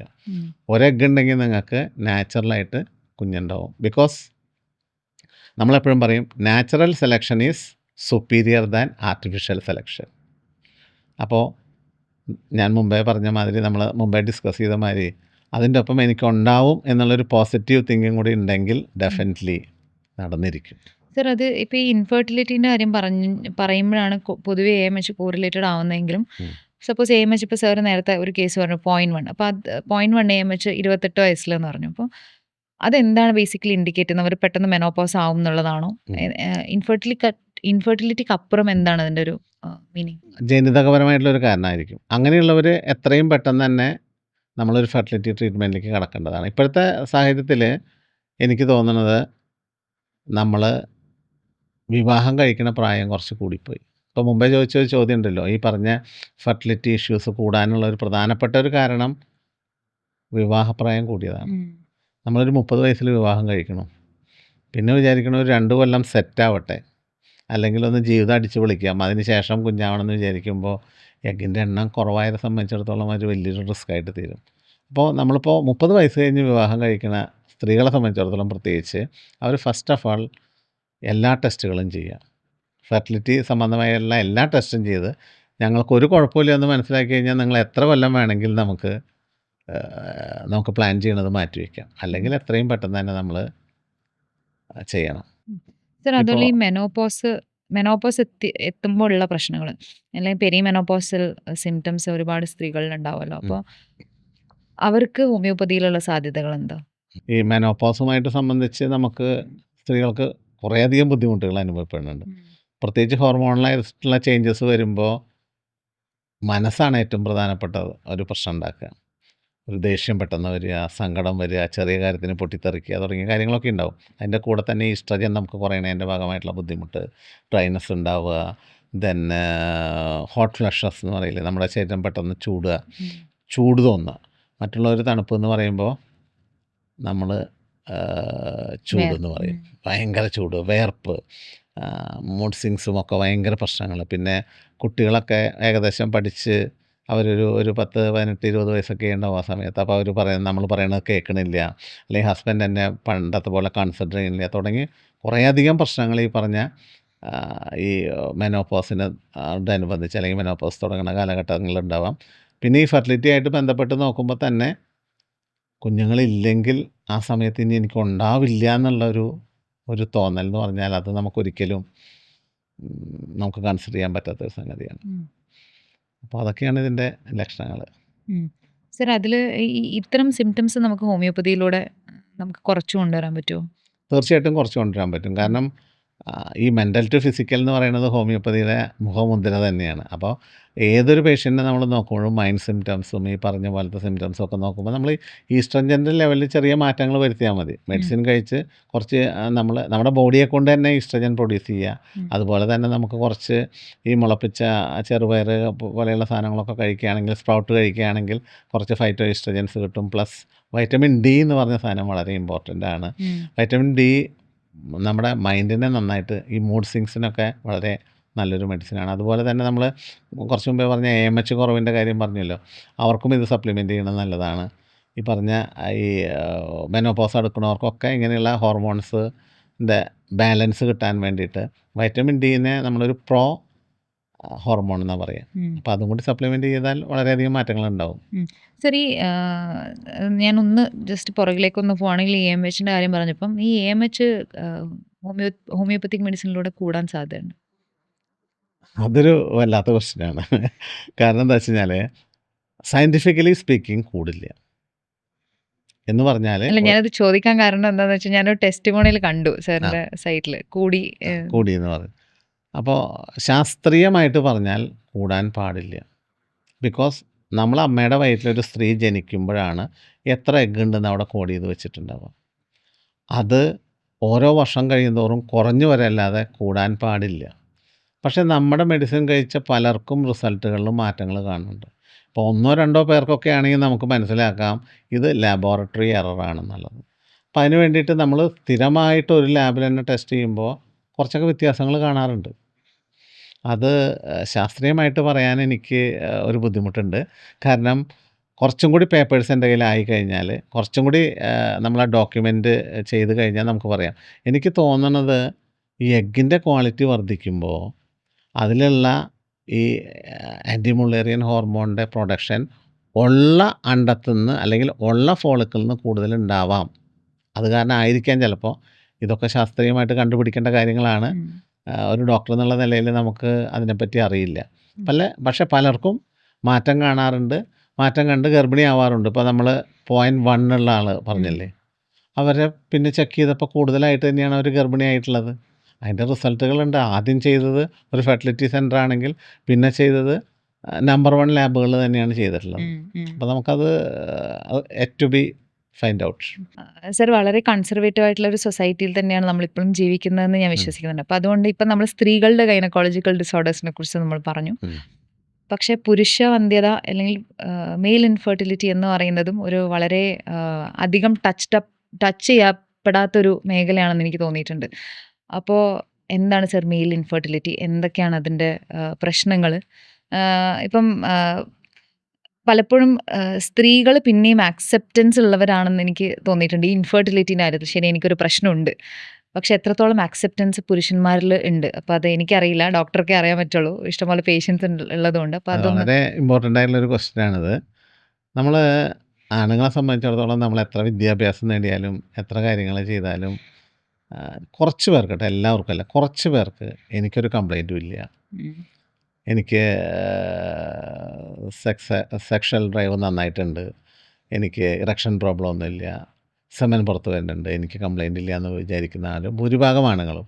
പക്ഷേ ഈ സെമൻ എന്ന് പറഞ്ഞ സംഗതിയുടെ മെയിൻ പോർഷൻ പ്രോസ്റ്റാറ്റിക് ഫ്ലൂയിഡും സെമിനൽ ഫ്ലൂയിഡാണ്. അതിൽ വളരെ ചെറിയൊരു പോർഷൻ മാത്രമേ ഉള്ളൂ ഈ സ്പേംസ് എന്ന് പറയുന്ന സാധനം. അപ്പോൾ ഈ സെമൻ പുറത്ത് വന്നാലും അതിനകത്ത് സ്പേംസ് ഉണ്ടോ എന്നുള്ളത് നമ്മളൊരു ലാബിൽ പോയി ടെസ്റ്റ് ചെയ്താലേ മനസ്സിലാവുള്ളൂ. അതിനെങ്കിലും ഉള്ള ഒരു ആത്മാർത്ഥത ഭർത്താവ് എന്നുള്ള നിലയിൽ പുരുഷന്മാർ കാണിക്കണം. അങ്ങനത്തെ എന്തെങ്കിലും എക്സ്പീരിയൻസ് ഉണ്ടായിട്ടുണ്ടോ? ഇഷ്ടംപോലെ എക്സ്പീരിയൻസ് ഉണ്ട്. പല ഹസ്ബൻഡ്സും ട്രീറ്റ്മെൻറ്റിന് വരാത്തവരുണ്ട്, വന്നാൽ തന്നെ കാറിൽ തന്നെ ഇരിക്കണവരുണ്ട്, എനിക്കൊരു കംപ്ലൈൻറ്റും ഇല്ല എന്ന് പറഞ്ഞിട്ട്. പക്ഷേ കംപ്ലൈൻ്റ് ഇല്ല എന്ന് പറയാൻ ഒരു പ്രധാനപ്പെട്ട ഒരു കാരണം, നമ്മൾ സാധാരണ ലാബുകൾ ടെസ്റ്റ് ചെയ്യുമ്പോൾ റിസൾട്ടിൽ വലിയ വ്യത്യാസങ്ങൾ കാണാറുണ്ട്. എന്ന് പറഞ്ഞാൽ കൗണ്ട്, മോട്ടിലിറ്റി, മോർഫോളജി, ഇതാണ് നമ്മൾ ഏറ്റവും പ്രധാനമായിട്ട് എടുക്കുക. കൗണ്ട് എന്ന് പറഞ്ഞാൽ ബീജങ്ങളുടെ എണ്ണം, മോട്ടിലിറ്റി എന്ന് പറഞ്ഞാൽ ചലനശേഷി, പിന്നെ മോർഫോളജി എന്ന് പറഞ്ഞാൽ ഷേപ്പ് ആൻഡ് സൈസ്. അപ്പോൾ ഇതിൽ സാധാരണ ഒരു 100 രൂപ മുതൽ 350 രൂപ വരെയാണ്, 100 രൂപ മുതൽ 350 രൂപ വരെയാണ് സാധാരണ ലാബുകൾ ടെസ്റ്റ് ചെയ്യുക. പലപ്പോഴും നമ്മളൊരു നല്ലൊരു ഫെർട്ടിലിറ്റി സെൻ്ററിൽ പോകുമ്പോൾ അതിൻ്റെ ചാർജ് ഒരു 1000-നും 2000 ഇടയിലൊക്കെ വരും. ഉം. സെമൻ അനലൈസർ എന്ന് പറഞ്ഞിട്ടുള്ള ഒരു ഉപകരണമുള്ളിടത്ത് നമ്മൾ ചെക്ക് ചെയ്യുകയാണെങ്കിൽ കുറച്ചും കൂടി നല്ല റിസൾട്ട് കിട്ടും. അതിനകത്ത് നമ്മൾ മോർഫോളജി കിട്ടും, അതുപോലെ തന്നെ ഈ സ്പേംസിൻ്റെ വീഡിയോ നമുക്ക് കിട്ടും. പക്ഷേ അത് കേരളത്തിൽ വളരെ കുറവ് സ്ഥലങ്ങളിലേ ഉള്ളൂ എന്നുള്ളതാണ് ഏറ്റവും പ്രധാനപ്പെട്ട പ്രശ്നം. അപ്പോൾ നമ്മളെപ്പോഴും ഹസ്ബൻഡിനാണോ വൈഫിനാണോ കംപ്ലയിൻ്റ് എന്നുള്ളതിൻ്റെ ഉപരിയായിട്ട് ഞങ്ങൾക്ക് കുഞ്ഞുങ്ങളില്ല എന്നുള്ളൊരു ചിന്താഗതി വന്നു കഴിഞ്ഞാലേ നടക്കുള്ളൂ. ടെസ്റ്റിസ് എന്ന് പറഞ്ഞ ഒരു തെർമോസ്റ്റാറ്റാണ്. ഇത് ചൂടടിക്കുമ്പോൾ താഴോട്ട് ഞാന്ന് വരികയും തണുപ്പടിക്കുമ്പോൾ മുകളിലോട്ട് പൊങ്ങുകയും ചെയ്യുന്ന ഒരു സംഗതിയാണ്. ടൈറ്റായിട്ടുള്ള ഇന്നർ ഇട്ടു, നമ്മൾ വീക്കട്ട് ഇന്നർ ഇട്ടു, അതുപോലെ അതിൻ്റെ മുകളിൽ പാൻസ് ഇട്ടു, നല്ല സിബ് ലെങ്ത് കുറഞ്ഞ പാൻസ് ആണെങ്കിൽ ഈ ടെസ്റ്റിസിന് ചൂടടിക്കുമ്പോൾ താഴോട്ട് ഞാന്ന് വരാനും തണുപ്പടിക്കുമ്പോൾ മുകളിലോട്ട് പോകാനുള്ള സാഹചര്യമില്ല. എപ്പോഴും ടെസ്റ്റിക്കുലർ ടെമ്പറേച്ചർ ബോഡി ടെമ്പറേച്ചറിനെക്കാട്ടിലും 1-2 ഡിഗ്രി കുറവിന് വേണ്ടിയിട്ടാണ് ഇതങ്ങനെ നമ്മുടെ ശരീരത്തിൽ വെച്ചേക്കണത് തന്നെ. അപ്പോൾ ഈ രാവിലെ ഒരു 8 മണിക്ക് ഇട്ട ഡ്രസ്സ് അഴിച്ചു വെക്കുന്നത് രാത്രി 10 മണിക്കായിരിക്കും. അപ്പോൾ ആ സ്പേം പ്രൊഡക്ഷനെ അത് ബാധിക്കാം. അതുപോലെ മൊബൈൽ ഫോൺ പോക്കറ്റിലിടുന്നത്, പാൻസിൻ്റെ പോക്കറ്റിലിടുന്നത് റേഡിയേഷൻ കാരണം മോർഫോളജി നെ ബാധിക്കാമെന്ന് പല റിസർച്ചുകൾ നടത്തിക്കൊണ്ടിരിക്കുന്നുണ്ട്. അത് പൂർണ്ണമായിട്ടും ഒരു പഠനത്തിലേക്ക് എത്തിയിട്ടില്ലെങ്കിലും അങ്ങനൊരു കൺസെപ്റ്റ് ഉണ്ട്.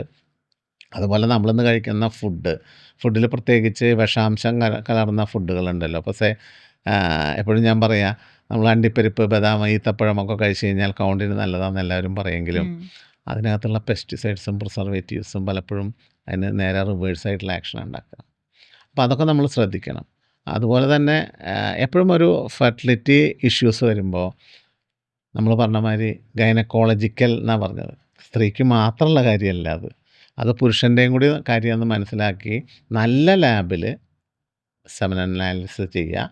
അതുപോലെ തന്നെ ഈ പറഞ്ഞ സ്ത്രീകളോട് എനിക്ക് പറയാനുള്ള കാര്യം എന്താ വെച്ച് കഴിഞ്ഞാൽ, ഇന്നാണ് ഓവുലേഷൻ എന്ന് ഒരു കാരണവശാലും ഹസ്ബൻഡിനോട് പറയാതിരിക്കുക.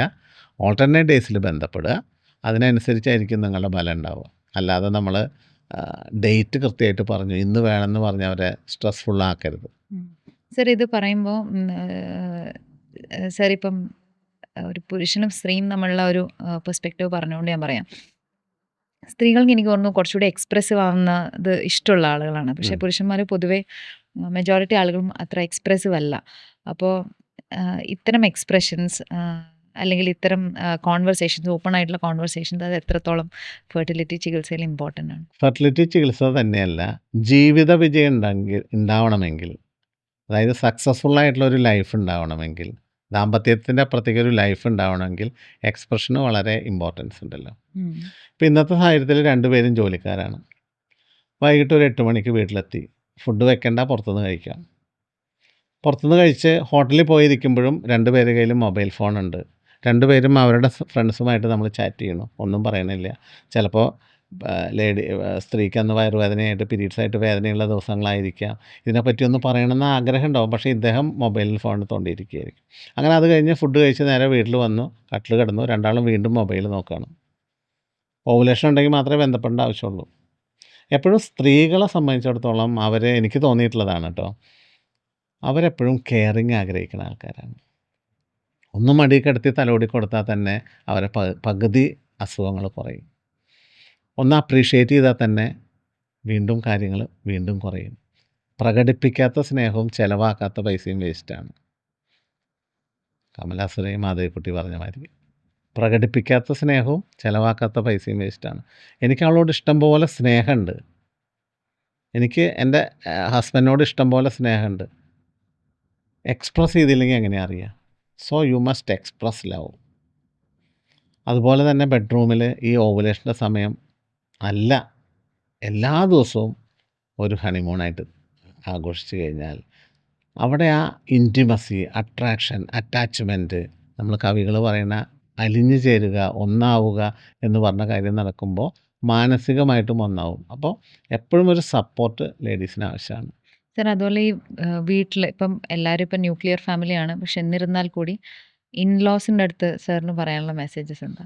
ഇൻലോസിൻ്റെ അടുത്ത് പറയാനുള്ള പ്രധാനപ്പെട്ട കാര്യം എന്താ വെച്ച് കഴിഞ്ഞാൽ, ഏതൊരു ഹസ്ബൻഡും വൈഫും വിവാഹം കഴിഞ്ഞാൽ കുഞ്ഞ് വേണമെന്ന് ആഗ്രഹിക്കുന്ന ആൾക്കാർ തന്നെയാണ്. വളരെ റെയറായിട്ട് മാത്രമേ വേണ്ടാന്ന് വിചാരിക്കുന്ന ആൾക്കാരുള്ളൂ.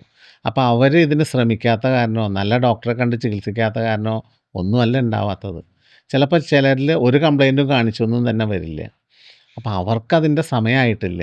എല്ലാ മാസവും പീരീഡ്സ് ആകുമ്പോൾ നിങ്ങളായോ, ഗർഭിണിയായോ, ഈ മാസവും ആയില്ല അല്ലേ എന്നുള്ള ചോദ്യങ്ങളും പറച്ചിലുകളും കൂടുതൽ അമ്മമാർക്കുണ്ടാവുക. അങ്ങനെയുള്ള ചോദ്യങ്ങളും പറച്ചിലുകളും നമുക്ക് ഇവരുടെ ടെൻഷൻ കൂട്ടുക ചെയ്യുക. ടെൻഷൻ കൂടുന്നതിനനുസരിച്ച് നമ്മുടെ ശരീരത്തിൽ കോർട്ടിസോൾ എന്ന് പറഞ്ഞ ഹോർമോൺ കൂടുതൽ ഉൽപ്പാദിപ്പിക്കും. ഈ കോർട്ടിസോൾ നമ്മുടെ അണ്ടത്തിൻ്റെ ക്വാളിറ്റി, അണ്ടത്തിൻ്റെ എണ്ണം ഒക്കെ ബാധിക്കുന്ന കാര്യമാണ്. അപ്പോൾ അവരെ ടെൻഷൻ എടുപ്പിക്കാതെ അവരെ വെറുതെ വിടുക. നിങ്ങൾ മനസ്സിലാക്കേണ്ട കാര്യം, നിങ്ങൾ 30 വർഷം മുമ്പ് ജീവിച്ചൊരു സാഹചര്യത്തിലല്ല ഇവർ ജീവിക്കുന്നത്. ഇപ്പം 30 വർഷം മുമ്പ് ഹോട്ടലിൽ നിന്നൊരു ഫുഡ് കഴിക്കണമെന്ന് വെച്ച് കഴിഞ്ഞാൽ വളരെ റെയറായിട്ടേ നമ്മൾ കഴിക്കുകയുള്ളൂ. ഇപ്പോൾ വല്ലപ്പോഴൊക്കെ ഒരു ഹോട്ടലിൽ നിന്ന് കഴിച്ചോട്ടെ. ഒരിക്കൽ ഹോട്ടലിൽ നിന്ന് കഴിച്ചെന്ന് വെച്ചിട്ട് എങ്ങനെയാണ് നിങ്ങൾക്ക് ഉണ്ടാവുക? എല്ലാ ദിവസവും ഹോട്ടലിൽ നിന്നല്ലേ ഫുഡ്? അങ്ങനെ ചോദിക്കാതിരിക്കുക. അതുപോലെ ഒരു ബൈക്ക് എടുത്ത് പുറത്തേക്ക് പോവുകയാണെങ്കിൽ പറയും, എങ്ങനെ ഉണ്ടാവും? ബൈക്കിലല്ലേ യാത്ര? അങ്ങനെയുള്ള കാര്യങ്ങളൊന്നും നിങ്ങൾ ചോദിക്കേണ്ട. അവർക്ക് അവരുടേതായിട്ടുള്ള സ്വാതന്ത്ര്യം കൊടുക്കുക. അവരും ജീവിക്കട്ടെ. അവരുടെ ഒരു കുറ്റം കൊണ്ടോ കുറവ് കൊണ്ടോ ഒന്നുമല്ല കുഞ്ഞുങ്ങളുണ്ടാവാത്തത്. അങ്ങനെ ഉള്ള ഒരു മാനസികാവസ്ഥയിൽ ഈ ഇൻലോസ് എത്തിപ്പെട്ടില്ലെങ്കിൽ ഇവർക്ക് വലിയൊരു ഓൾറെഡി അവർക്ക് കുഞ്ഞില്ലാത്തതിൻ്റെ ടെൻഷനുണ്ട്. ഇതും കൂടി ആകുമ്പോൾ അവരുടെ ടെൻഷൻ കൂടുതൽ കൂടുകയും അതുപോലെ അത് കൗണ്ടിനെയും മോട്ടിലിറ്റിനെയും ബാധിക്കുക, അതുപോലെ എഗ്ഗിൻ്റെ ക്വാളിറ്റീനെ ബാധിക്കുക, അങ്ങനെയുള്ള രീതിയിലേക്ക് കിടക്കെത്തും. സർ, ഏതെങ്കിലും ഒരു പെർട്ടിക്കുലർ സിറ്റുവേഷനിൽ ആസ് എ ഡോക്ടർ വളരെ ഹെൽപ്ലെസ് ആയിട്ട് തോന്നിയ എന്തെങ്കിലും ഒരു നിമിഷമുണ്ടോ? എനിക്കറിയാം ഇതൊരു ടഫ് ക്വസ്റ്റ്യൻ ആയിരിക്കും. തീർച്ചയായിട്ടും ധാരാളമുണ്ട്. ധാരാളം കേസുകൾ ഹെൽപ്ലെസ് ഉണ്ട്. Because അസൂസ്പെർമിക് case. അസൂസ്പെർമിക് കേസൊക്കെ ചികിത്സിച്ച് ഭേദമാക്കാൻ വെച്ച് കഴിഞ്ഞാൽ വളരെ ബുദ്ധിമുട്ടാണ്. വളരെ ലെസ് പെർസെൻറ്റേജേ നമുക്ക് റിസൾട്ട് കിട്ടാറുള്ളൂ. അസൂസ്പെർമിയ പലപ്പോഴും നമ്മൾ കൃത്യമായിട്ട് ഡയഗ്നോസ് ചെയ്ത് പോവാത്ത ഒരു ഫീൽഡാണ്. ഡയഗ്നോസിസ് നടക്കാൻ ബുദ്ധിമുട്ട്. ബിക്കോസ് ഇപ്പോൾ കൺവെൻഷണൽ മെഡിസിൻ അസൂസ്പെർമിയ എന്ന് പറഞ്ഞാൽ പിന്നെ വേറെ ഓൾട്ടർനേറ്റീവ് ഒന്നുമില്ല. ഡോണർ IVF ICSI അല്ലെങ്കിൽ ചിലർക്ക് ഉള്ളിലുണ്ടെങ്കിൽ നമ്മൾ ഉള്ളിൽ നിന്ന് എക്സ്ട്രാക്ട് ചെയ്തിട്ട് ടെസ്റ്റിക്കുലർ എന്താ പറയുക, ടെസ്സ എന്ന് പറഞ്ഞിട്ടുള്ള പെസ പോലെയുള്ള ടെസ്റ്റുകളൊക്കെ ഉണ്ടല്ലോ. അപ്പോൾ ആ ടെസ്സ ചെയ്തിട്ട് അതിൻ്റെ ഉള്ളിൽ നിന്ന് സ്പേം എക്സ്ട്രാക്ട് ചെയ്തിട്ട് ഉണ്ടെങ്കിൽ ചെയ്യാം. പക്ഷേ ജന്മനാ ബീജവാഹിനി കുഴലില്ലാത്ത ആൾക്കാരുണ്ട്.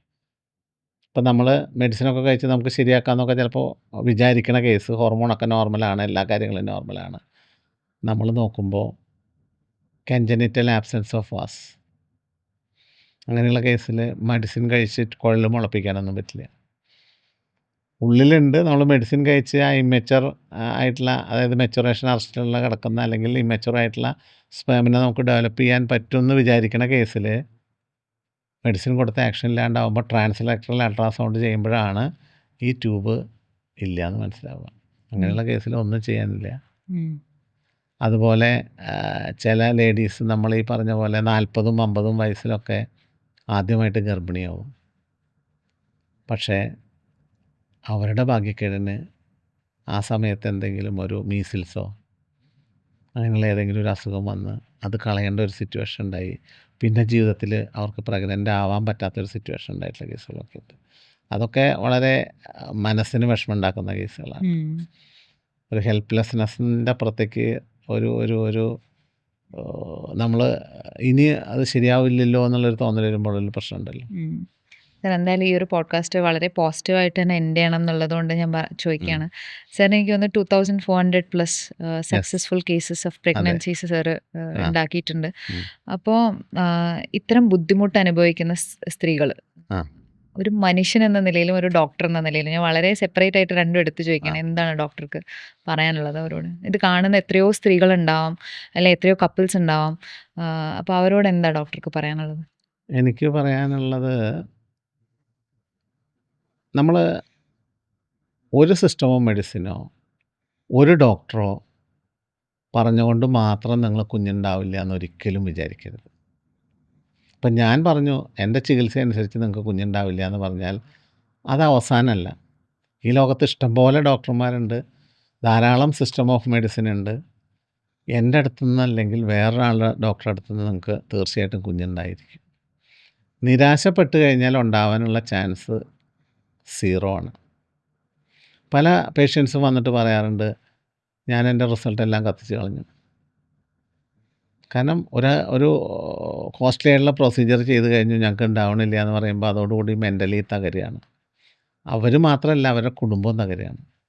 അപ്പം നിങ്ങളൊരു കാരണവശാലും ടെൻഷൻ അടിക്കേണ്ട. ഒരു ഡോക്ടർക്ക് അല്ലെങ്കിൽ മറ്റൊരു ഡോക്ടർക്ക് നിങ്ങളെ ഹെൽപ്പ് ചെയ്യാൻ പറ്റും. അതാണ് എൻ്റെ ഒരു തോന്നൽ. ഒരു മനുഷ്യനെന്ന നിലയിൽ എന്താണ് സർ പറയാൻ? മനുഷ്യൻ എന്ന് പറഞ്ഞാൽ ഞാൻ ആദ്യം പറഞ്ഞല്ലോ, എൻ്റെ അടുത്ത് വരുന്ന ഒരു കപ്പിളിനോട് ഞാൻ എപ്പോഴും ചിന്തിക്കുക, എനിക്ക് കുഞ്ഞുങ്ങളുണ്ടായില്ലെങ്കിൽ എൻ്റെ മനസ്സെങ്ങനെയായിരിക്കും. ആ മാനസികാവസ്ഥ ഉൾക്കൊണ്ടുകൊണ്ട് തന്നെ നമ്മൾ അവരെ ചികിത്സിക്കാൻ ശ്രമിക്കും. പിന്നെ ഹോമിയോപ്പതി കൊണ്ട് വരുന്ന എല്ലാ ഫെർട്ടിലിറ്റി കേസും ശരിയാക്കാൻ പറ്റുന്നൊന്നും നമുക്ക് പറയാൻ പറ്റില്ല. അത് ഒരു സിസ്റ്റത്തിനും നമുക്ക് പറയാൻ പറ്റില്ല. എല്ലാ സിസ്റ്റത്തിനും അതിൻ്റേതായിട്ടുള്ള ലിമിറ്റേഷൻസ് ഉണ്ട്, ഗുണങ്ങളും ഉണ്ട്. അപ്പോൾ നമ്മളതിൻ്റെ ലിമിറ്റേഷൻസും ഗുണങ്ങളും നോക്കി ഏത് വേണമെന്നുള്ളത് നിങ്ങൾക്ക് ആപ്റ്റായിട്ടുള്ള ഡോക്ടർ, നിങ്ങൾക്ക് ആപ്റ്റായിട്ടുള്ള സിസ്റ്റം ഓഫ് മെഡിസിൻ നിങ്ങൾ കൺസിഡർ ചെയ്യുക. അപ്പോൾ ഇപ്പം എന്ന് പറഞ്ഞാൽ എനിക്ക് തോന്നുന്നു ഗൈനക്കോളജിക്കൽ ഡിസോർഡേഴ്സ് ഒക്കെ കുറച്ചുകൂടി വളരെ വോക്കലായിട്ട് ആളുകൾ പറയുന്നുണ്ട്. അല്ലെങ്കിൽ ഇങ്ങനെ പ്രശ്നം പണ്ടെന്ന് പറഞ്ഞു കഴിഞ്ഞാൽ അത് മൂടി വെക്കുന്ന നാണക്കേട് മൂടി വയ്ക്കുന്ന ഒരു അവസ്ഥയായിരുന്നു.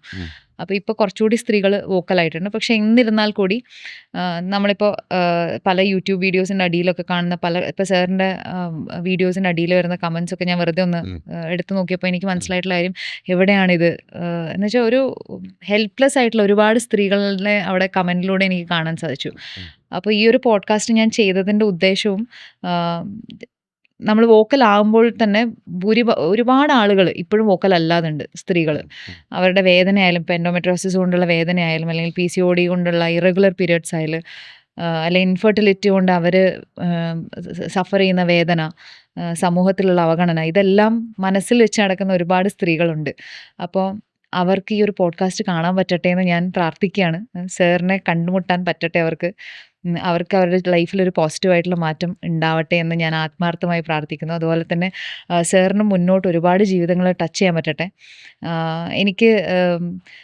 എനിക്ക് വെച്ചാൽ അത് നമുക്ക് ഊഹിക്കാൻ പറ്റും. സാർ ഇപ്പോൾ ഓരോ കേസ് പറയുമ്പോൾ നമ്മൾ ഒന്ന് എമ്പത്തൈസ് ചെയ്ത് കഴിഞ്ഞാൽ നമുക്കത് ഊഹിക്കാൻ പറ്റും എന്തായിരിക്കും അവരുടെ ജീവിതത്തിൽ ഉണ്ടായിട്ടുള്ള ഒരു പോസിറ്റീവ് മാറ്റം എന്ന്. അപ്പോൾ ഒരുപാട് ലൈഫ് ടച്ച് ചെയ്യാൻ പറ്റട്ടെ. എനിക്ക് തോന്നുന്നു മറ്റൊരു ജീവിതം ടച്ച് ചെയ്യുക എന്നുള്ളതാണ് ലോകത്തെ ഏറ്റവും വലിയ വാല്യൂ. അപ്പം സാറിൻ്റെ ലൈഫ് കൂടുതൽ കളർഫുൾ ആവട്ടെ, ഒരുപാട് സന്തോഷം നിറയട്ടെ എന്ന് ഞാൻ ആത്മാർത്ഥമായി ആഗ്രഹിച്ചുകൊണ്ട് നിർത്തുന്നു. വളരെ സന്തോഷം ഈ ഒരു പോഡ്കാസ്റ്റിലേക്ക് ക്ഷണിച്ചതിന്. Thank you very much.